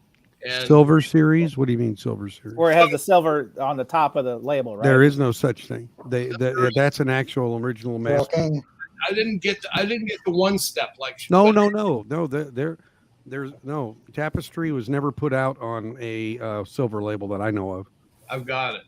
Hey Matt, Show you got to plug yourself. So Malaya is not on hip like the rest of us and know about your channel. Talk about your channel real quick, Matt. Pimp yourself. Well, there's what the white cap is. It's Alabama, University of Alabama. So my daughter went there and she played tennis for University of Alabama on full scholarship, and then she transferred her scholarship to Penn State. Make me big, Chad. Don't you know how to do that? Hang on a second. Hang on, dude. No, David, that's the one. That's a Silver Series. No, it is not. Original This is master original recording. master recording. MoFi. The others No say MoFi mobile violence. fidelity No sound lab. MoFi violence, fellas. Come on. No, it has Dude, the that's- silver. The that's- silver says Mobile Fidelity Sound Lab. Okay, Silver label. Okay, that's the one I've got. This is not. Yeah, it's not a silver label. It's an actual original master, Okay, well, it's absolutely gorgeous. and it's better than the one step. I hate to tell you that, but it's better It than the one is step. gorgeous, and I'm telling you, I mean, I didn't even know that James Taylor was playing guitar until I heard that album. Yeah. Hey Matt, talk about your channel though. I think Malaya is not familiar with your channel. Why don't you your channel name and what kind of stuff do you talk about on your channel? Because Malaya, this is his debut on the live stream. He must have missed it earlier when he was trying to ruin our hearing. We had the double echo box, like a lot of us have done. It was a rookie mistake that I've done, and I'm sure other people on the panel have done. Anyway, so what I try to do is I just What's your channel name? Prime Analog Records. Boom. And I really love talking about records and introducing people to alt artists that they really haven't listened to very much. I mean, most of the stuff that I listen to and that I started out listening to was when I was probably 18 years old, when I was working at a record store, and we had a giant database called the Phonolog, and we had to dig through that to find certain artists and things like that we liked. Well, the reality is that I love a lot of quirky artists that you wouldn't hear of normally, and this is why back when I was We got a rebrand opportunity. no, that's a good one. That's fucking great. Be careful about a rebrand though. David Bianco can speak firsthand. It can be That's very awesome. polarizing. You got to make sure you're going to rebrand only once. So think about it. No, I'm gonna do it again. I've already decided. What's the new name? Can you tell us, David Bianco? Yeah, What is the new name? Old Fart Audio. Old Oh, Fart that's Audio. There you go. I like that. No, that kind of brains you in a bad way. But we've got all the Vinyl Community Podcast letterheads that says Safe and Sound Texas Audio Excursion, David. I know. We're ruined. We're ruined. We're We're ruined, I ruined. know. How did I'm this just happen? trying to stimulate the economy. Thank you. You're welcome. Hey, this is a really interesting one, Michael. So I heard Melinda, I thought it was a throwaway comment, or I heard somebody say this, that Sammy Hagar confirmed somewhere that finally the Van Hagar catalog is going to be released. So I think Melinda Murphy must have greased the wheel somehow, because I know she is extremely passionate about this, as am I, but has anyone else heard this? Is this real news or fake news? I think Melinda's funding it, actually. Well, if that's the case, There you go. give me the Venmo. I will happily throw in Yeah, some right, bucks, because right. I am I hear looking you. for several of those albums. I loved Van Hagar. I did. and there's no question about it. I mean, it's like Sammy added something to that, and I first found Sammy with Montrose. Oh, okay. And so I'm a hardcore Montrose fan or a hardcore Sammy Hagar fan. Sure, and I'm sure. telling you, what he did with Montrose, you know, coming out of, and he was confused when he came out of Edward Wintergard. And when he came out of that, he was totally confused, and Sammy set him on the straight and narrow. John, aren't you a Van Halen guy? I feel like, yeah, that's how I got to know your channel, because you, like me, bought the box set, and we both ran into that damn Janie crying manufacturing issue, right? Yeah, it had the 3 skips. Yeah, that's my biggest video ever. It's almost like 9,000. Honestly, that's how I found you, because I think one of those things where I was like, does anybody else have this box set and or this stupid pressing defect? And there you were. I mean, that was, how many videos, was that your first video, or was that like one of your first? No, that's probably about 3 months, 4 months in at that point. Okay. I wasn't even going to do that video, and I'm like, well, let me just tell people about it. And I couldn't believe it across the country. I mean, at Walmart's, people were buying this, and everybody had the same issue. Hey, and Sam. Yeah, Sam, we're going to need to see video proof. Sam was claiming earlier that he was in the Borat movie. And I thought that maybe he was that guy that Borat was wrestling naked with at the end, but apparently not. So, Sam, you're going to have to send that to us at some point. Yeah. That's funny. This is true. So in St. Louis, it's weird talking about Sammy. Sammy has like this really wild and strong following in St. Louis for some reason. KC95 is like the legacy classic rock station here. They've been around since, gosh, late 60s, I think, right? I think their 50th anniversary was recently. But, oh, yeah, sure. But Sammy, for whatever reason, I guess he was like, they'd have him on a lot or whatever. But he literally, I know he has a syndicated show that he does, at least it airs here on Sundays. Oh, Chicken Foot, yeah, with Joe Satriani. Yeah, but it's weird because Sammy is not from St. Louis, best I know, but yet he has like literally like he sells out every show he comes here. I went to one of these shows, and it was one of those kind of like, I call it the Nickelback phenomenon, where you don't know it until you're there. Like everybody trashes on Nickelback for whatever reason, for their reason. Not that bad. But when you go to a Nickelback show and you see these reserve soccer moms just sitting there, they're talking about carpooling. Are you speaking from personal experience? Yes, I went to the. I'm telling you, my buddy was a Nickelback fan. He is a Nickelback fan, and he's like, "Hey man, will you go to the show with me?" Yeah. Well, no. So I humored him. I'm like, "Sure." He paid for the ticket. I'll get some beers and enjoy myself. We go to the Nickelback show, and literally there's these groups and these packs, like wolf packs of just moms on the lawn and the seats, and look very mild mannered, talking about carpool talking about whatever. Cougars. Well, as soon as those first notes come off the guitar from Nickelback, it was like National Geographic. These women shot up and started taking off their. Now they weren't Girls Gone Wild. It was unreal, and I was just kind of sitting back, and I'd had a few at this point, but I'm kind of marveling at this because I'm like, literally 30 seconds ago they're talking about carpooling, soccer game, total change. Bravo television, all that kind of stuff on brand. Hallmark. Yeah, and as soon as I couldn't believe it. So at that point, I said, you know what? I'm never going to shit on Nickelback again. No, I'm going to all their concerts. Yeah, Nickelback is the best thing that we've ever given to America because we don't. I'll say number 2, Jim Carrey. I like Jim Carrey a lot, but after Jim Carrey, I'll say Nickelback. How about that? No, we were happy to get rid of them. You're going downhill. You're going down. You know how that band got its name, Nickelback? The first time they ever played live, kid turned to his mom and said, "Can I have my Nickelback?" Don't forget to tip your waiters and waitresses. David will be here all night, everybody. Oh, funny. Never thought of that joke. Now see here you go. Like Creed is another one. Creed is I tell you, they're very maligned and they've got their audience, but Mark Tremonti is a very, very good. I mean, he's from Florida. He's a Florida boy. Mm-hmm. He's a very good guitar player. He's got a distinct sound, a distinct tone, and obviously they've done stuff with Alter Bridge since. But there's people that like the vocalist in Rush also. So I mean, what can I tell you? I know Mark. I know Mark Romani. It's not Trash Rush. I know Mark. I just don't like the voice. We're gonna have an international incident if you Oof. disparage Trush. Don't say Yeah, anything about I mean- Neil Peart because Neil Peart is holy. I love Neil Peart. Well, that's He a is whole different divine. discussion. Right. So listen. So I know Mark Tremonti, and There's some name drop. Hey, side note, real quick, Matt. Matt is fascinating because Matt's. I won't spoil it, but Matt knows everybody. He's got great stories. He's a photographer. Anyway. So this is no surprise to me. But go ahead, Matt. I mean, this is just another one. Mark I photographed Alter Bridge, their very first concert at Hard Rock in Orlando.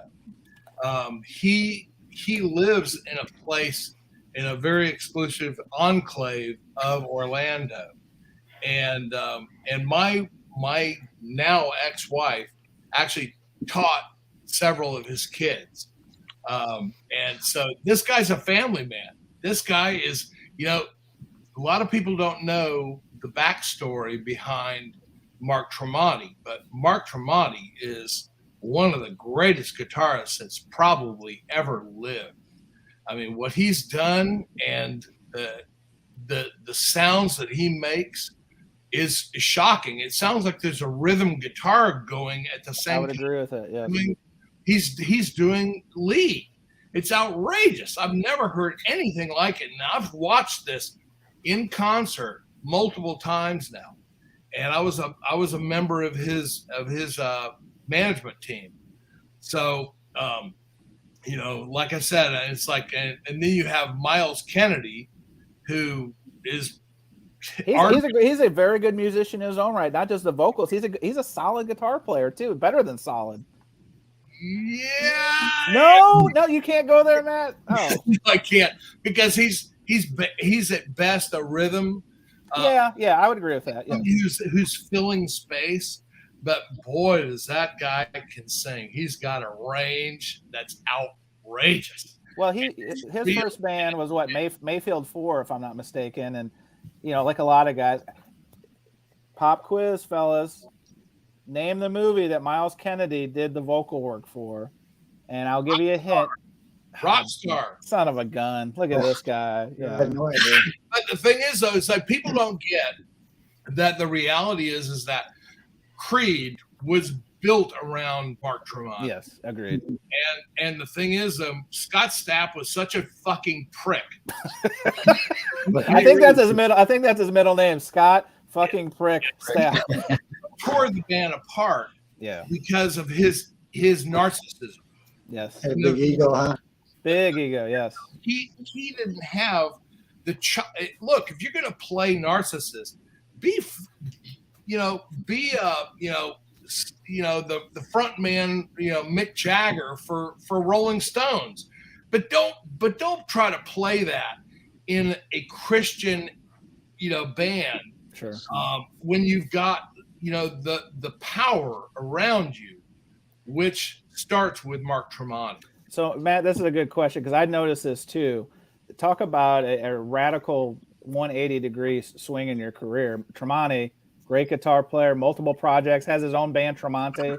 The Sinatra album. Where do you land on this? This is a very interesting project. I'll just say that. Have you listened to it? What are your thoughts? Yes, I have, and it's amazing. Interesting. It's amazing, and you know why?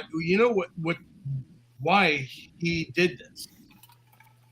He did this to bring awareness for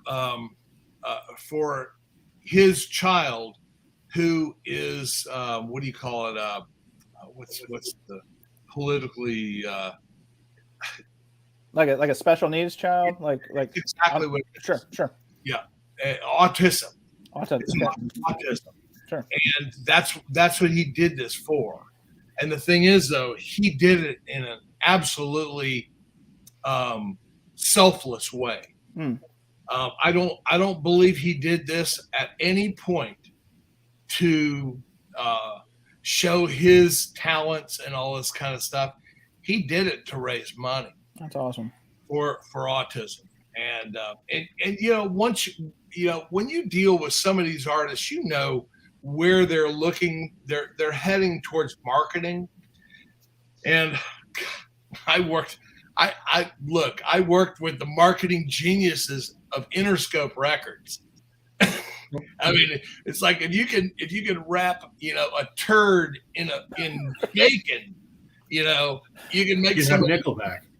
Oh, wow. Okay. Drop the mic, Rob, and get out. Wow. He's been waiting. He's been sitting on that one. That's why he had to take off his coat early. He had That's his Costanza moment right there. It's like, done. Leave the room. I'm out. Had that one sitting in his holster.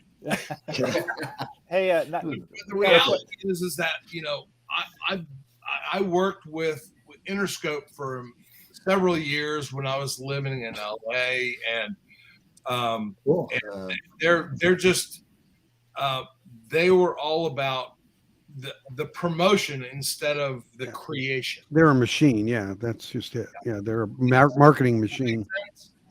I mean, it's like it's not like Herb Alpert and Jerry Moss when they were about the quality. Yeah, the creative process. Yeah, big time. Yeah, and from the artist to the studio. Yeah. Absolutely. Yeah. The thing is, though, it's like what they're doing now, and it's been for the last 20 years. So Nick, please don't make a special at the restaurant called Turd and Bacon. But if you do, give Rob P. Northern Revolution full credit, because whatever that is. So Nick has a restaurant. That's a little backstory, but yeah. What we will do for you. Call it a Nickelback. Yeah, the Nickelback bacon. It's a chocolate dip banana, right? I mean, I'm sure there's dessert there, but yeah, here. Where are we going? Where are we going with this? No, it's not a Tootsie Roll. It's Oh, not a Tootsie Roll. This is getting real sideways. See what happens? You bring Nickelback into a serious musician conversation. We go from Jaco to Nickelback, and now we're talking about turds. I mean, it was only inevitable that this was going to happen. Oh my God. We need to get our shit together, guys. Johnny, glad to join the game. I'm going to tell you, I love that song that Nickelback did. I Want to Be a Rock Star. I love that song. I'm telling you, it's like, call me crass, but I thought that was hilarious. Well, you like what you like. I mean, that's it. That's how it goes. This is like Planet Fitness. There's no judgment. I know some places the vinyl community go, and there's a lot of holier than thou, or how on earth could you like that? But I mean, people like famous saying, some people like some things and other people like other things. And it's just how it is. Because I forget, I was watching a video the other day. It might've been Sam's or somebody, and they were talking about guilty pleasures. You know what I mean? Like in terms of music, not kind of no sex, hashtag no sex. But it was exactly this, feeling guilty for liking something that others. That was Mike at MGK Boston. He started a thread on guilty pleasures. Okay. See. Well, I'm going to probably do a video pretty soon, and you guys can just bust on me bad, but I love Barry Manilow. Oh man. Cabana, man. Come on. It's okay. My microphone working? Wait. I've got almost and scene. Okay. Didn't Jaco play bass for Barry Manilow? I think on Copacabana. I think that. Do I have a set of OGs for you? Yeah. I mean, it's like, one of the problems is one of the things that I was sitting there listening to with Rick Beato. And Rick Beato's love Rick Beato. His top 20 albums or whatever, 100 albums or what. I couldn't believe most of them. I just was. Rick Beato has got his finger on the pulse of it all, and the thing is, but he needs to remove his hand from there. Yeah. Well, we're about the same age, and the thing, the reality of things is that this new generation has no idea that our generation, all of us played instruments. All of us were in the band. All of us they were all musical. All of us. And the thing is, David, you were too. Don't even fucking play. You knew who you were. You played in the band and shit like this. This is what we all did. And this is normal. This is normal behavior. And the reality is, David. That David. You understand what I'm saying? Yeah. It's- Yeah. You know, there's a whole bunch of these kids that they don't understand or appreciate music because they never created it on their own. Yeah. And the reality, yeah. You know, Yeah, and the production work that was done on Manilow was unbelievable, actually, when you really look at it from that perspective. I mean, I saw the guy 5 years ago in Vegas, and his show is unbelievable. But you know, it's not, the music isn't for everybody. It's a little schmaltzy. But I get it, but the thing is, though, it's like listening. I started listening to his stuff. I was probably 15 years old. yeah, And the thing is that that's the same time I started listening to Gino Vanelli. yeah, there you go. And the thing is, though, it's like there's a musicality to this. And now there's a whole bunch of people who are making millions working with a computer. They don't even have a Yep. what an instrument is. I think John has left the stream to go walk into traffic, Matt. I think you pushed him over the edge. No, thank God, John. I thought he was looking for dog turds, I think, actually, and bacon. I thought John heard Barry Manilow, and he just got up from his seat, didn't say anything, and just walked into moving traffic. I couldn't have done that to somebody, and it's like I feel bad if I did, but in the reality of things, I'm going to come out. I'm going to do a video on that. So if you see Barry Manilow in the title, just fucking skip it. Yeah. Well, Matt, one of two things. I don't think there's an in between here. Either it's gonna be your most surprising video with views and comments, or it's gonna be DOA. So I hope it's the former, but I think actually it'll shock and amaze you guys, because there's a lot of people who are people they use the word in the closet, but you know, I mean, an amazing song like "Weekend in New England." That's a great ballad. Shit, if you don't, and it's one of the songs that those words are never used in the song itself. It's the title. Right. True. And also another one, even now. If you've never had a relationship fuck up, boy, you need to listen to those. Hey, why don't you call it Barry Allen Pincus? Because that's his real name. Nobody will know who you're talking about. Wow. Barry Allen Pincus, Pincus. What we're witnessing here is the birth of a new team. David Bianco and Matt Prime Analog, the Barry Manilow fan club president and treasurer. And they're going to new YouTube channel coming at you 2023. He's Barry Twin. He started over in Mazzy's area, over in San Francisco, in the bathhouses with Bette Midler. You know that, right?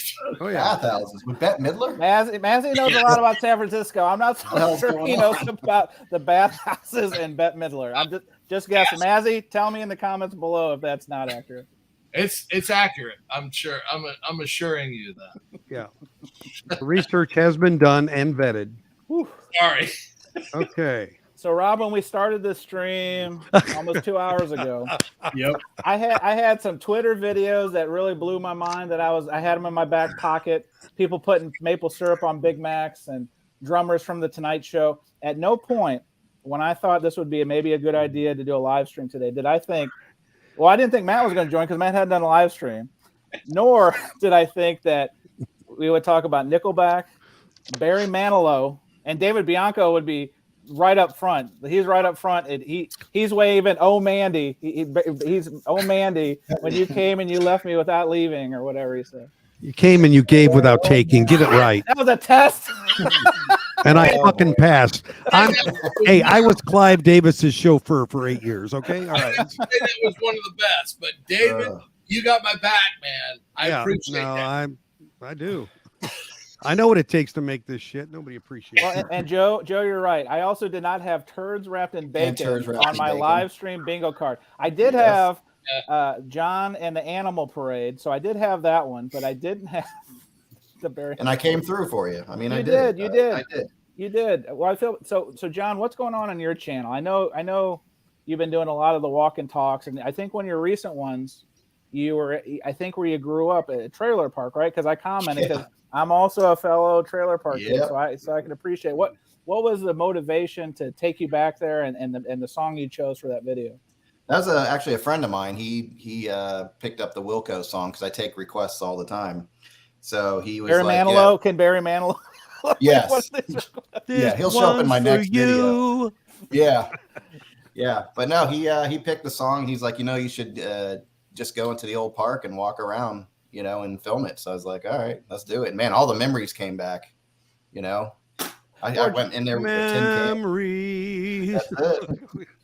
Yeah. Jason, this was very spontaneous. I threw out a little invite in case Jason might want to join us tonight. I had no idea Barry Manilow was on the menu, so please, if you're interested, Matt will have it on his channel coming up. But this was not part of the menu. This is off menu. Nick, if Nick is still here, he knows all about off menu offerings. Yep. Yeah. Fun stuff. Yeah, I think a turd wrapped in bacon is on his future menu. I'm really impressed with this. This is fun. It's fun. It's absolutely fun. And it's like, it's all about music. I mean, that's what it all has to come down to. Yeah. It has to come down to the music, and everybody has a different, a different part of it. Yes. The thing is, though, it's like, some of us are older, some of us are younger. The thing is, though, it's like I remember making, mixtapes for my girlfriend. Oh gosh. Oh yeah. Oh yeah. How great was that shit? It wasn't great. I put the wrong girl's name on one of the tapes. Wow. It really didn't work out well for me. But anyway. Did you pull a Janice with the Chandler Bing thing? Yeah, right. Exactly. Right. Yeah. Yeah. It's an issue. But the thing is, though, it was He's right though. It was so amazing to be able to do this. Right. And that's what kids are doing now with a click of a button. And they don't realize that we had to listen to the song all the way through while we were recording. Now it's a click and then add another one and add another one and all this stuff. Well, these mixtapes, though, not to date myself, but where were you lifting the music, and were you making them on cassettes? Because that's the only way. Yeah. Oh, there you go. I was going to go grab mine. A handwritten mixtape on a Memorex. Is it live or is it Memorex? David's Audio Museum open Monday through Friday. That's right. 8:30 to 3:30. There you go. Handwritten. I'll tell you, though, 1981. I got the date on here. January 4th, 1981. I really believe that girls recognized that it took effort to do. Absolutely.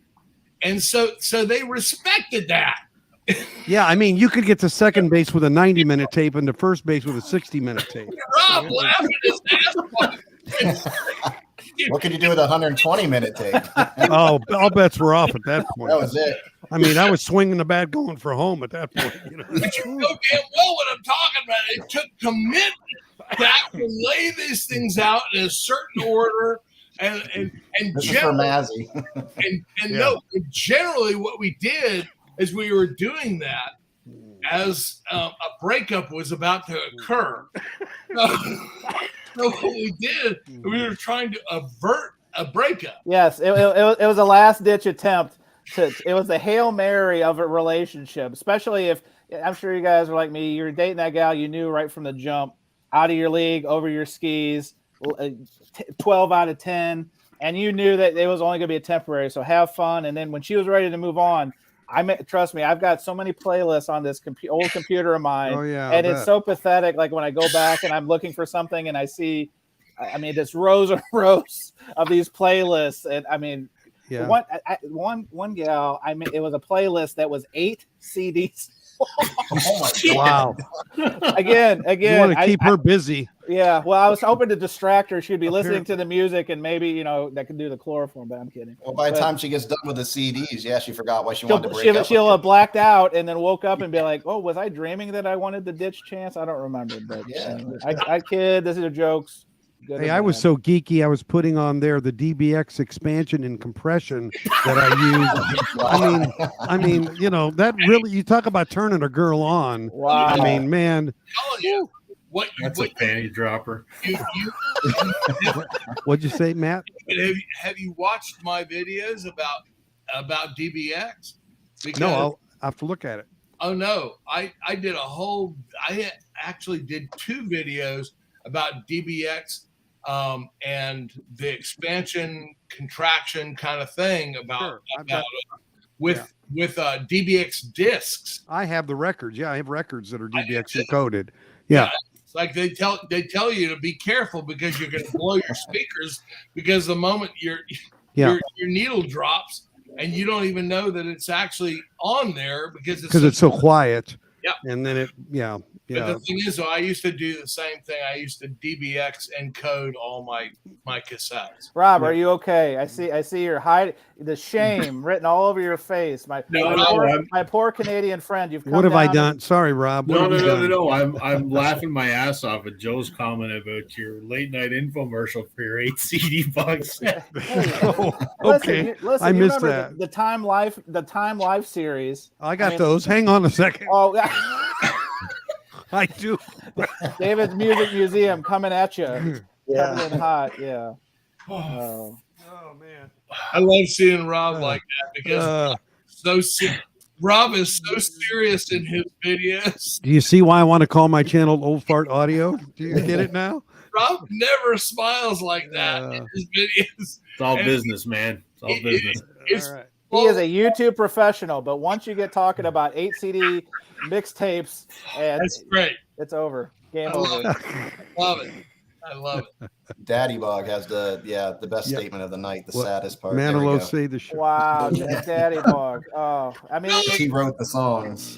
Yeah. Yeah, you guys are gonna fucking bust on me, but I'm telling you, I'm coming. I'm going to get my Barry Manilow albums out right now. We're gonna have a Barry battle off, and then literally the viewers will go to 3 or 6. I think we've got 6 viewers. But the thing is, though, the Jaco Pastorius is coming first. I gotta do it. I gotta pay attention, and I've got that's coming soon. You know, I'm gonna laugh, but I really think David walked off to get his Barry Manilow collection. I think he did, and too. he's gonna come with a Trapper Keeper under one arm, and then a big stack of these Barry records. And then what are we gonna do, guys? I don't know what to do if I see 2 arms full of Barry Manilow records. What format, though? No, you guys are kids. You don't understand. Barry Manilow was. You'll get it, man. This is CD4 This is CD4 quadraphonic Barry Manilow. Mazzy, are you still watching? Do you have any Barry Manilow that you could whack-a-mole? I would be very curious if you got the Barry Manilow. To whack it, just to go grab it? Piano's been drinking. Look, I'm not going to do it tonight. But the thing is, though, You should, though.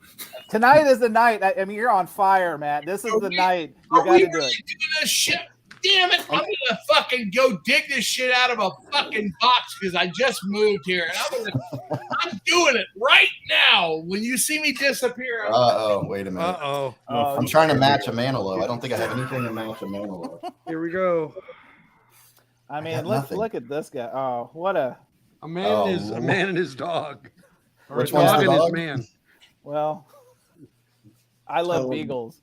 Yeah, I'm sure you do, Barry. I'm sure you do. Yeah, I mean, you can't beat this stuff. You know, I can get about. Hey guys, but you can't deny Barry. I have to look it up. Barry Manilow had pretty popular on the singles chart between 75 and 79. I got the Barry Manilow fan club, David. I didn't know you're a member also. I'm glad I've got all 3 of you on the bottom here. Because I got the Barry Manilow fan club president, the vice president, and I think Matt is the treasurer. Actually, I think Matt's the president. He's the president. I'm treasurer. Without question. Damn it! Don't demote me. I'm sorry. I'm sorry. No, but David is right. I mean, you look up his discography and what he did. Successful career. There's no doubt. I know we're kidding. I'm not going to knock it. But yeah, to say, I'm sitting. How recently have I put on one of his albums? I can't tell you. Over 10 years has to be, right? If not probably. longer. I think I played the quads just because I test those occasionally just for fun. But other than that, just to sit and listen to, I can't. So Barry's Boys, do you know this one that Harry's talking about? The screw back cover. I'm not familiar with this. What?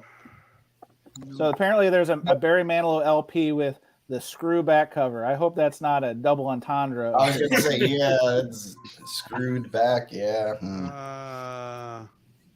I have a lot of his. I mean, I got probably most of his stuff, so that doesn't ring a bell. Yeah, I can't think of what I would say. Yeah. Oh, Man, here we go. Vance, I love that documentary, and you're right. That was kind of a sneaky slip in there that he was because he recorded on that board right at the studio.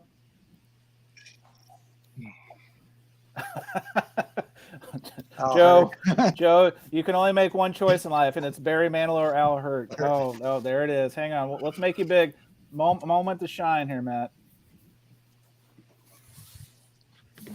There's one.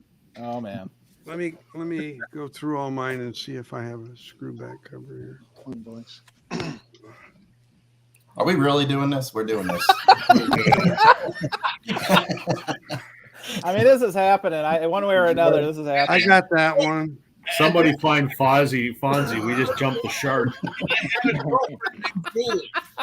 Oh Lord. The heavy metal crowd. Nobody will ever see this on any other channel. Come on, Chance. This is true. This is an exclusive. I'm not sure I want to be tied to. But... Yeah, you've broken some boundaries here. Yeah. Woo. All right. I've got even a picture disc. Picture disc. This is here. That's why he's the president. That's why he's the president of the club. I don't have a picture. Nick, I'm gonna need a high hitter, man. After this one, I really need to come down. Look, honestly, this is the fucking greatest album he ever did. Oh, yeah, there's a jazz one. Oh, Paradise Cafe. Yeah, that's a late one. Yeah, one of his very late ones. Later ones. Mel Torme. There's so many classic. Sarah Vaughan, Shelly Manne. It's beautiful. If you love jazz, you love it. And the thing is that these people wouldn't line up, with somebody like Barry Manilow if he was such a stigma. It's a good one, Malaya. The only one I didn't see was here. Did you have that one? No, I don't. It's just called Barry. That's sexy right there. Oh yeah, and the dog's there again. Of course, Barry. Who? That poor beagle saw something that no human or animal should see in their lifetime. Pretty sexy all the way. The snap button all the way down to the belt. Did you have that one? I can't remember if I saw that one. There you go. You got that one. You got that one. Okay. Hang on, John, what do you got here? Is this not Barry Sing along with Mitch. You got to have a sing along. I got those. I got a bunch of those. I got volume 1. Anybody have volume 2? I've been looking for it. Nope. Probably. Was that a 10-inch? I don't know. I think it's a 45. I don't know. There's nothing in there. Oh, Mitch. Hey, come on, guys. What retirement community did you find that, John? I just ripped. I just ripped Mitch. Oh God. There goes Mitch. Oh, hang on. Here we go. Oh my God, what's happening? That's great. Get here? All right, we're doing this, hating then. on you jazz freaks, though. Oh, Joe Marino, you spoke this into existence. Oh, here's one for Rob. I got one for you, Rob. There's one for Rob right there. By the way, Rob, I have that. I have that album. You do? I like it with a full length LP. I like it. Yeah. John, we have a question. There's a hard-hitting question. Are you ready for this? Oh, hang on. Where'd it go? Oh, boy. Joe Marino. Brought to you by Goodwill. It came with this, though. This is really cool. Now, you showed that on the Rachel stream recently, right? I feel like I've seen that, unless that was a bad trip I was on. I don't remember that. Designed that. I like this, though. It's a Salvador Dali drawing. Salvador Dali, yeah. I like Dali. That's not Salvador Dali. Hello, Dolly. I knew Salvador Dali, and that's not him. But Rob, anyway, the guy I was telling you about, Don Potter, he played for Chuck Mangione. Okay, yep. He played guitar for him. Harry, I don't know about this. Wax, he may. If he can make a buck on it, he may pick that up. I don't know. He might. Children of Sanchez.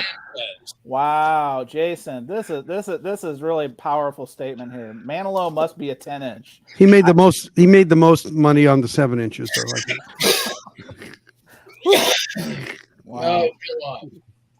fellas, I don't even know what to say. I mean, I was a boy with a hope and a dream, and I just woke up and I was like, you know what? I'm gonna be on the computer tonight. I'm gonna do a live stream. Why not? I'll throw out the bat signal, and look what has happened. Look what it attracted. I mean, I don't know. This is gonna be a case study one of these days in YouTube. I don't know what they're gonna study, and I don't know what the case is gonna be called, but this is definitely the first time I've been on any stream or part of his stream talk about Barry. So breaking new ground. I didn't mean to turn the whole thing towards Barry Manilow. But the thing is, though, I started out with Jaco Pastorius, so that's pretty fucking. So you started here, and kind of. You said on your preview screen, Chance, that the flux capacitor was broken. You were right. I mean, I don't know if Doc Brown would get on all fours for this Barry Manilow talk, guys. I don't know. Marty, 18 gigawatts. We didn't need any roads, that's for sure. Honestly, I'm hoping some of these young bucks who are sitting there following us, who are there's no young bucks following us. We're talking to.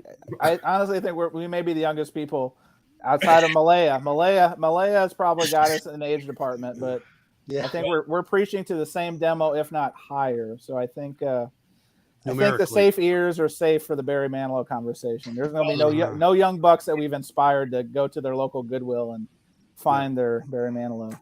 No.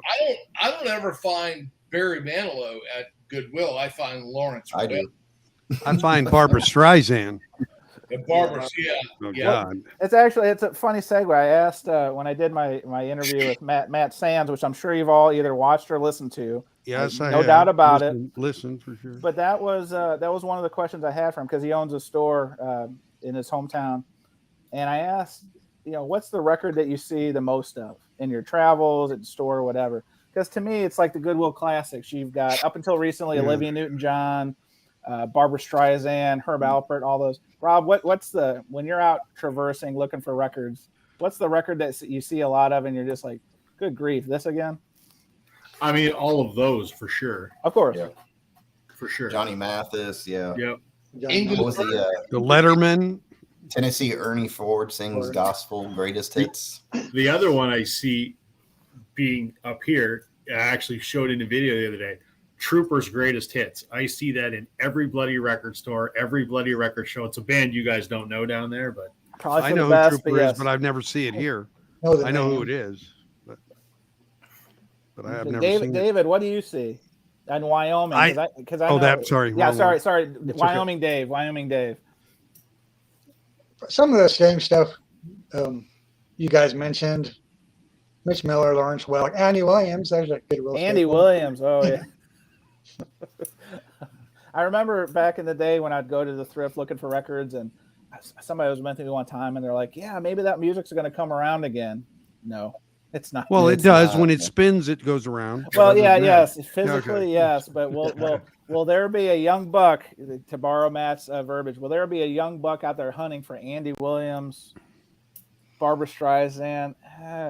Now, don't laugh. I do have some. I do. You know how I collect a Billboard Hot 100 hits. Okay. I got some Andy Williams 45s anyway. So that's. Well, Andy Williams had a pop hit called "Can't Get Used to Losing You" in '62, and it is one of the most interesting plucks of a violin that you'll ever hear. I mean, you talk about getting. Vance, I'm sorry. Again, we're breaking the wrong kind of ground here, I think. But, I know. Yeah. So. At least Barry Manilow. At least we're original. Now, Tom Jones. Hey, that's a guy I want to like, but I can't. Tom Jones was a stickman. I will never disparage a natural stickman. This guy. My parents fought over it. My mother would watch in front of the TV and literally drool. And my dad was just so pissed. I mean, you put your panties back on. Yeah, I mean, it was just, and I was like 8 or 10 years old. I didn't understand what the hell was going on. Yeah, but the thing is, though, it's like what your mom recognized is that he had a sock in his pants. Yeah. When I was in university, I worked in a paint store, and every day we played the same Tom Jones CD every friggin' day because me and one of the other guys that worked there just thought it was fucking hilarious. Every day. I'm assuming there was a lot of paint fumes being emitted at the paint store. So there may have been some of that, yeah. Paint chips, maybe. I don't know. Quite possibly. No, but seriously, Tom Jones. I mean, it's not my music, but I can appreciate what that guy was. And hey, again, master. He was a Welch miner. I mean, he was nobody. You talk about discovery. That's the story of that is unbelievable, actually. Well, he's very soulful and bluesy, but he has cheesy, like it did cheesy, but they sexualized him like they did with women, essentially. He took a niche out of Sinatra. Yeah, he did a niche in a crotch, and it worked out well. So it was fine. Niche in a crotch. There you go. Still, you can try to copy Sinatra like Bublé does, and what's his name? The one from New Orleans. Oh, Harry Connick Jr. Yeah, but the thing is, they had television shows that boosted these guys back then, which was a big push. Yeah, he was on ABC television for 3 seasons. Sinatra was. I mean, that's going back, bringing it all back to Jaco. He said that's what he listened to. He said his dad listened to Jaco. His dad said he listened to Sinatra, and Sinatra was Sinatra's kind of timeless. He was a Sagittarius, and he loved to say that he was a Sagittarius like Sinatra. There was a time you could find, maybe you still can. Sinatra records are out in the thrift and the garage sales and all that stuff. Find them every once in a while. But like you said, they are timeless, David. They're pretty worn, but I mean, hey, I think that's one of those pieces of music that they could put in one of those time capsules and you would open it. Yeah, it may be a little dated, but I mean, it just transfers. He's classic. And he was a sex symbol of his time, although they really didn't call it that way. But that really, my grandmother was from Italy, and she swooned over Sinatra. It was just unbelievable. Yeah. OG Stickman for sure. So so Harry raised a good point. So Jimmy Page I'm assuming this is on Tom Jones songs, Harry? Yeah. Interesting. Yeah, and John Paul Jones on Green Green Grass, which was Tom Jones' first 45 hit. Green Green Grass of Home. Harry, thanks for coming by. I hope we gave you something you've never seen on a live stream. Yeah, and never want to see again. No. Poor Thanks, Harry. Take care. That's funny. Yeah, but no, they had a good crew behind Tom Jones and doing the session work. They had to. Because to compete with Sinatra, and Sinatra had Quincy Jones running the master, running his orchestra. If you do this album, that's a double album, and it's actually very expensive now. Live at the Dunes. Oh yeah, Joe, thank you for being part of this. The shit show of all shit shows, Joe. We appreciate it. You definitely helped keep the train kind of on the tracks. That was helpful. Thanks, Joe. The train hasn't been on the track for about an hour. This is true. It's probably just it's just meandering at this point. I think I just got my fingers run over. Well, what I was saying about Sinatra and that album is that you watched a master control a room. Oh, sure. And absolutely. That's real power. That's real. Well, the machine gun didn't hurt. I mean, it was just. Tom Jones could never. No. He captured their first 3 rows, is what he captured. Yeah. So yeah. The thing is, though, it's like I said. I mean, it's like what Sinatra could do is he could get everybody in the palm of his hand. It's kind of like Matt in this conversation. Ooh. I mean that in a good way, pal. I mean that in a good way. This is entertaining as hell, man. It's good to you. So this is a polarizing comment. I've watched some really talented people in person on stage, and I've been very lucky in that respect. And I've watched people who the audience pans, and I've also watched people like Eminem. Sure. And I've been on stage with him. On stage, they made me shoot on stage with him because they needed pictures like that. And I hated being up there because obviously my ass isn't so beautiful, so my ass is facing. Here we go. Where we go? Oh my gosh.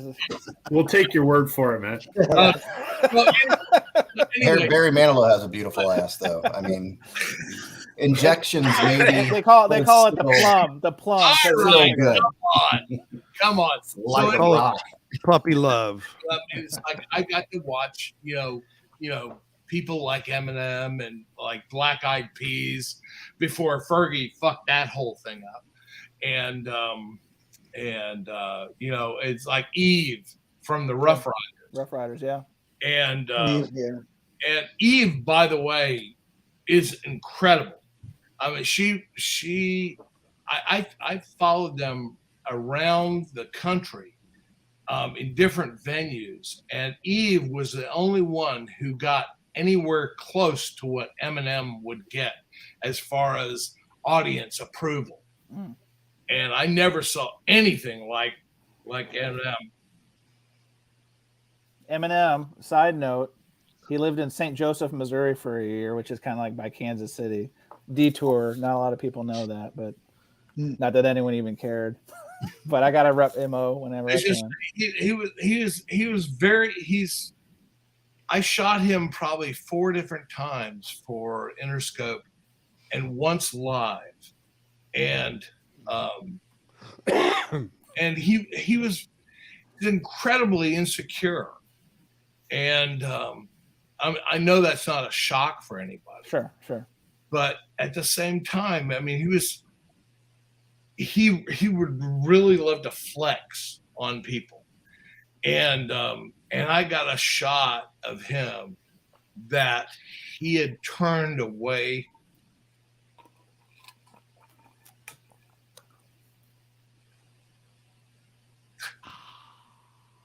He had turned away from the audience. And what he just did was so shocking. The performance that he just gave had everybody losing their shit. He turned around and I was behind him. And he looked at me and he knew what I was there for. He knew I was there to shoot pictures of him. Sure. His demeanor dropped. Oh. And I got a shot of him. Right. Not showing that fucking badass and all that kind of shit. And I got this incredible shot of him with the spotlight over his shoulder. And I think it was a real gift that he gave to me. Matt, that's a good question. So did you ever shoot the Beasties when they are on Interscope? No. Nope. So that Eminem being around them, was that on the Up in Smoke tour where it was like Dre and Snoop and those guys? Yeah, I remember that tour. I shot Dre and Snoop, and they never brought that out in me.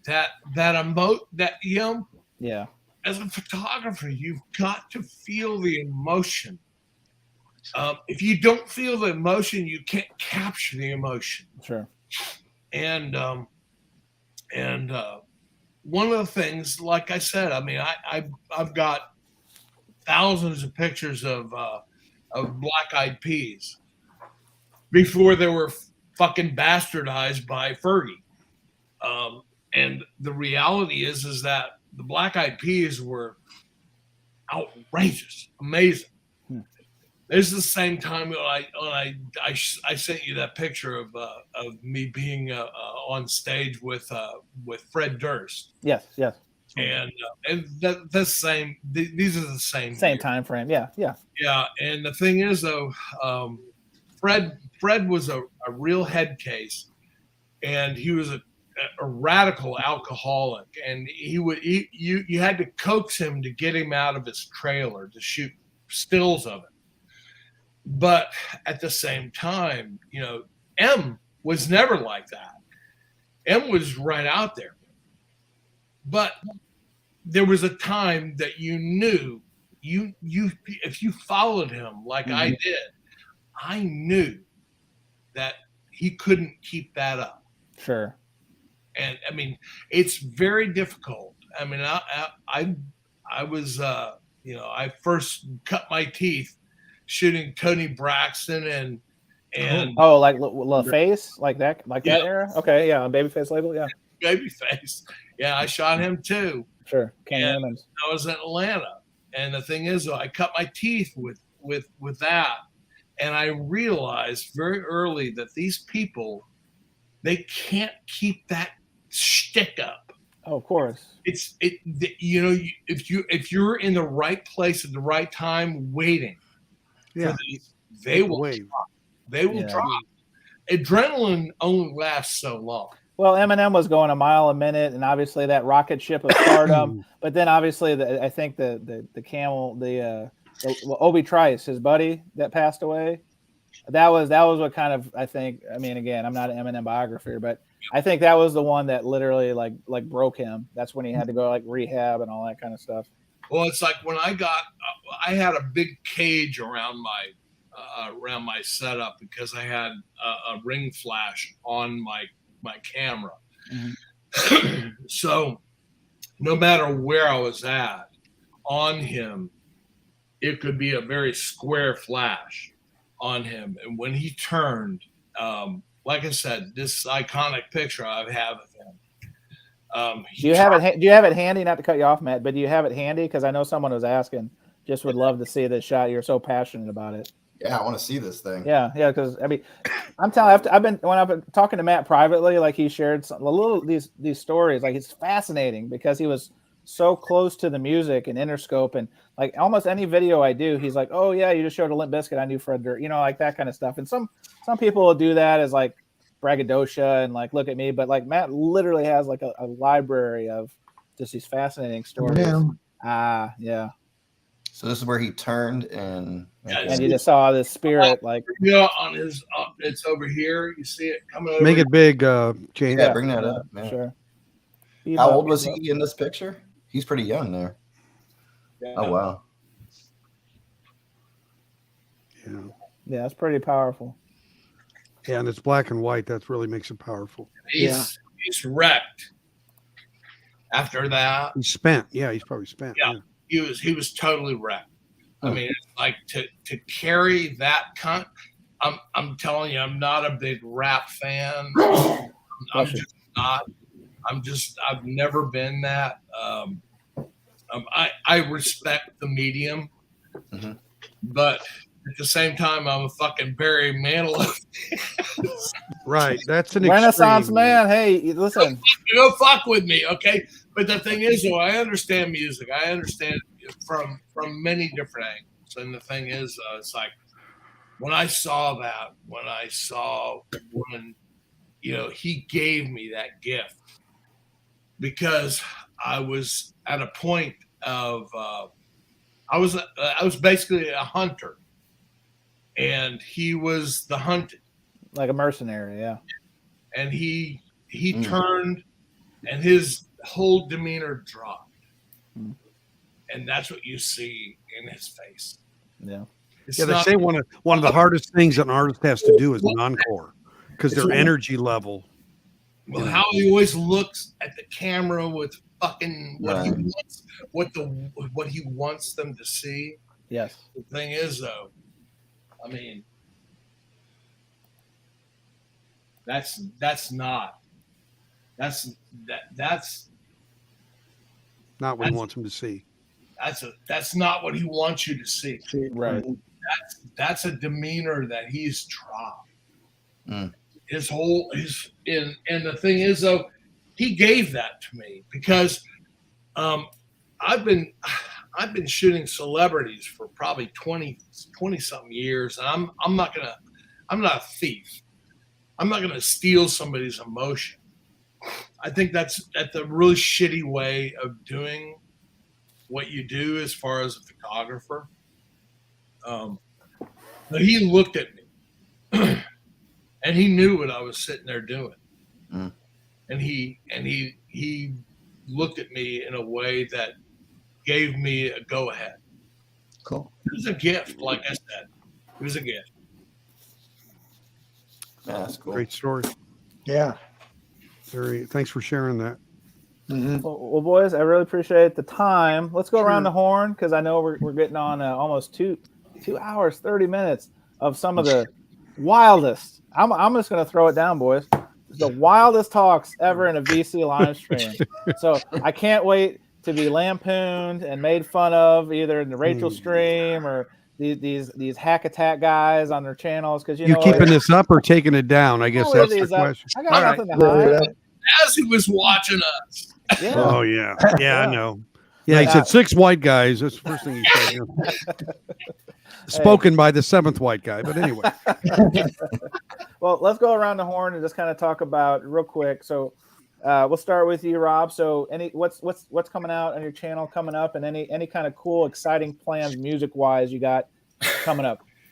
No, I don't have anything at the moment. I just did a contest video today for Larry Graves.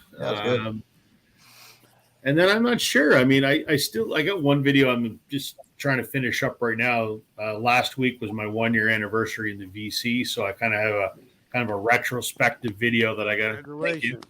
Thank you.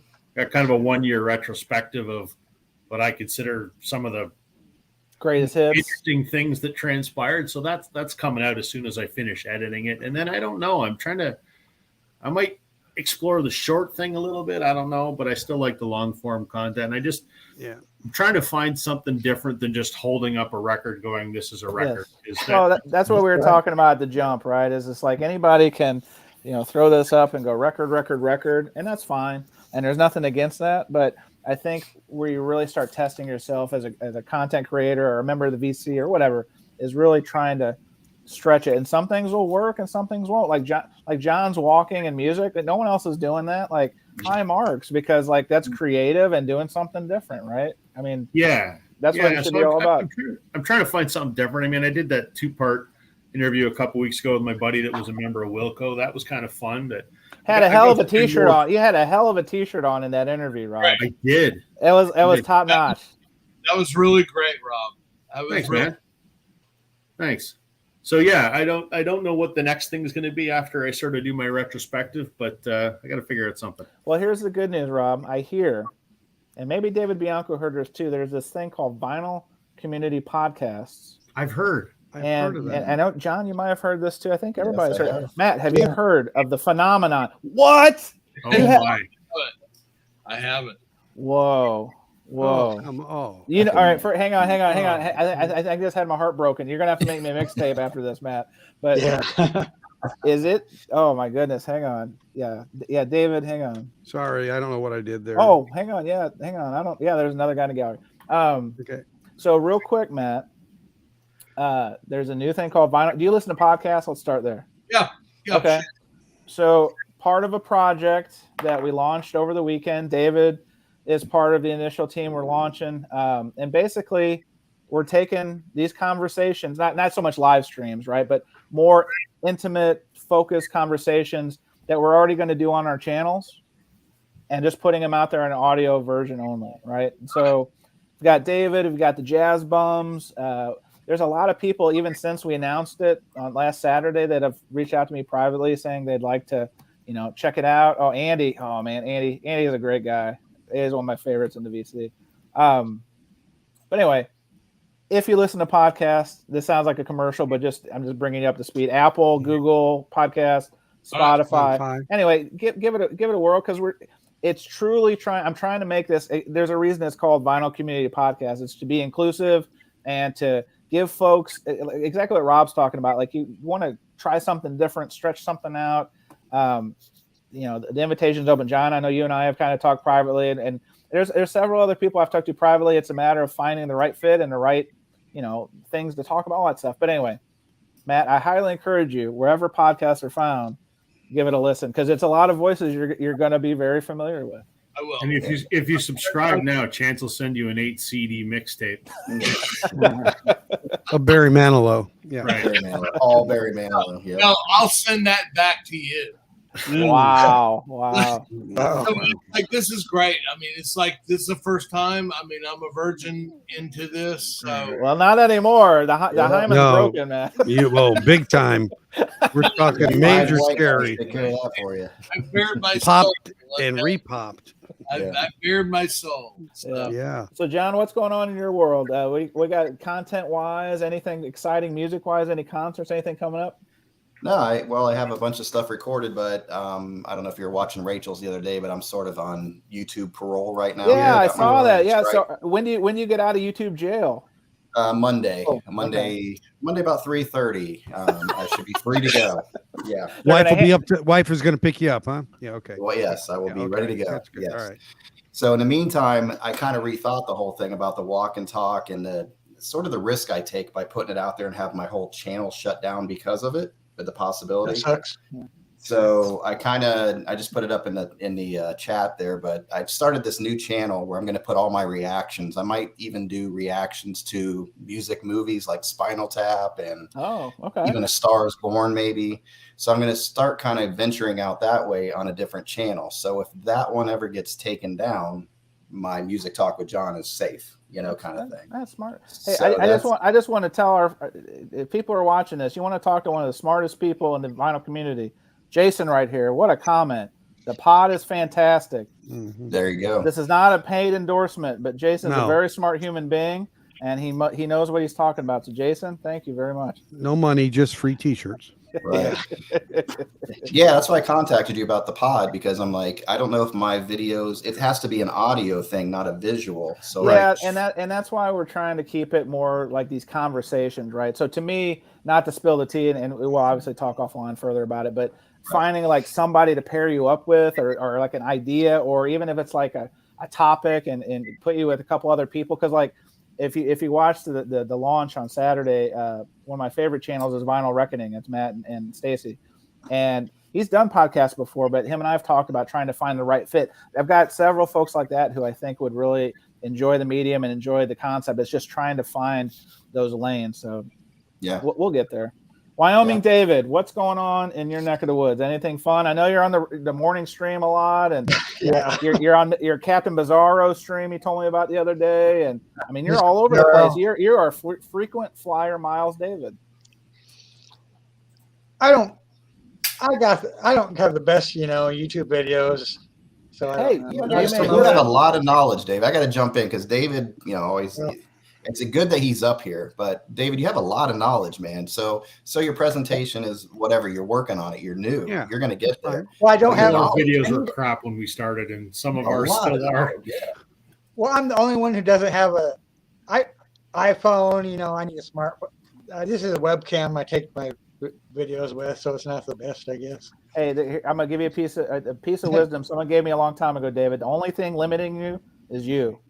And you've already, and it's true because, you and I talked before you started doing this, and you're like, hey, I have a webcam. I don't know if it works. Well, I know it works. Now you know it works, right? So, hey, man, just keep pushing the boundaries and keep, like I told you privately, keep doing these live streams, getting your reps, like trying new things out. You'll get there. I mean, no judgment, and it's your journey, nobody else's. Don't let anybody, tell you otherwise. 100%. David B in the place to be. What's going on with you? I know you and I need to talk offline because we need to start mining that content factory of yours for some future pods. What's going on with your work? So other than being sick for 2 weeks, so I'm just finally able to even talk.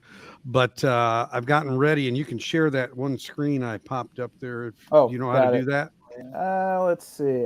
Just click on it and say, I have edit, kick. I think since we're at, let me see, add the stream. There you go. Yeah. Okay. Boom, so this is, I'm going to be going through the list of the 123 albums that are on the MoFi lawsuit. Nobody has exposed what these are in detail. So, and this is great because I was on the Hoffman forums last night, the butthole of the vinyl community, by the way. But nobody has specifics. And David, this is a really this is a legal document, corner, buddy. This is your corner. Yeah. So I've got that, and I also I'll tell you guys. So I mean, there's 5 lawsuits involved here. The first one is the one that was done in Washington a couple days after this started, and it was done very sloppily. And this lawyer's trying to get in on the front end, get a grab, and get it done and certified. And the other 4 now have come and said, not so fast, not so fast. So this proposed settlement is, a long way from being the way it's going to be before it's all over. But So these records are these records. I mean, that won't change. Are you somehow included if you own some of these? Because I can see some of these are. Yeah, if you bought these through MoFi or Music Direct or a official retailer, then you can literally send it to them and get your money back, taxes and shipping. Well, John, you need to send back that Muddy Waters because they sent you. Talk about turd and bacon. Quality control fail on every warp vinyl, split seams. Yeah. Well, what a disaster. Yeah. So anyway. So there's 123 of these. So I'll be just scrolling through and listing these for you guys. Just that's kind of a teaser to it. But anyway, and I've got somewhat of a legal background, so I'm reading through these documents to try to give you in layman's term what really is going on. But it's basically the standard thing: a bunch of lawyers going after the most money they can. Of course. And now the least capable lawyer put it out there first, and these other guys are class action mongrels, and they know how to do class action. And this guy's trying to get $290,000 and run, and he got busted. Oh wow! Well, so there's a lot of in the background kind of stuff. It's kind of fun to watch, from afar. David, I'm going to pull this down. I think you got your OnlyFans tab is open there, so I'm going to take that down real quick. Hey, Chance, can I ask you something real fast? Yeah, I'm kidding, of course. Yes. The only thing I haven't figured out. I see John. How do you make comments in the? You have to go back to the YouTube stream itself. The one that you made quiet. You go back to that one. Yeah, you got to have dual browsers. Yeah, you got because you pop over to one to comment and Gotcha. I can do private chat, but not regular comments. Okay. And I'm trying to get a couple of record reviews done too, but I've got to go to Europe for 2 weeks and to Spain in February. So I will be doing some record pulls in Spain. So the True Audio Excursion. Yeah, that's awesome. True Audio Excursion. Are you planning any other VC meetups? Like I know last time you went abroad, you ran into Christian, old Stunt Rock Confusion. Any meetups planned? None yet specifically, but I also am planning in March a visit to VMP in Denver and RTI. I'm already in contact with RTI's owner right now. So I'm trying to get excursioned. Well, you're doing a fine job, David. All right, guys. Awesome. Great to be with you all. Yeah, same. And then home stretch. The belle of the ball, the first timer, Mr. Matt. What's going on? Obviously, you kind of already teased it, but just recap it for anyone who missed it. You got a Jaco series coming out. You've got Barry Manilow potentially. Sounds like. What else is going on in your world? I'm going to lay down the Barry Manilow after Jaco. I've got, like I said, I had no idea when I first started all this. I thought I had probably about, 10 albums by Jaco. Now I'm closing on 20 albums. I'm waiting on a few albums, and actually I'm going to probably start tomorrow making my first bit. Because I was shocked by how much stuff and how many people he touched and he was involved with. I think it's going to be really eye-opening for people who want to, understand one of the greatest jazz musicians who, beyond what he played his instrument, he was a composer, an arranger, and I think that I'm hoping that I do him justice. Sure. By what I lay out. Well, can I throw something at you, Matt? Sure. Because I know you talk about a 3-parter, but as passionate as you are about the subject matter and the artist, I've seen videos where people do a full length thing, one shot.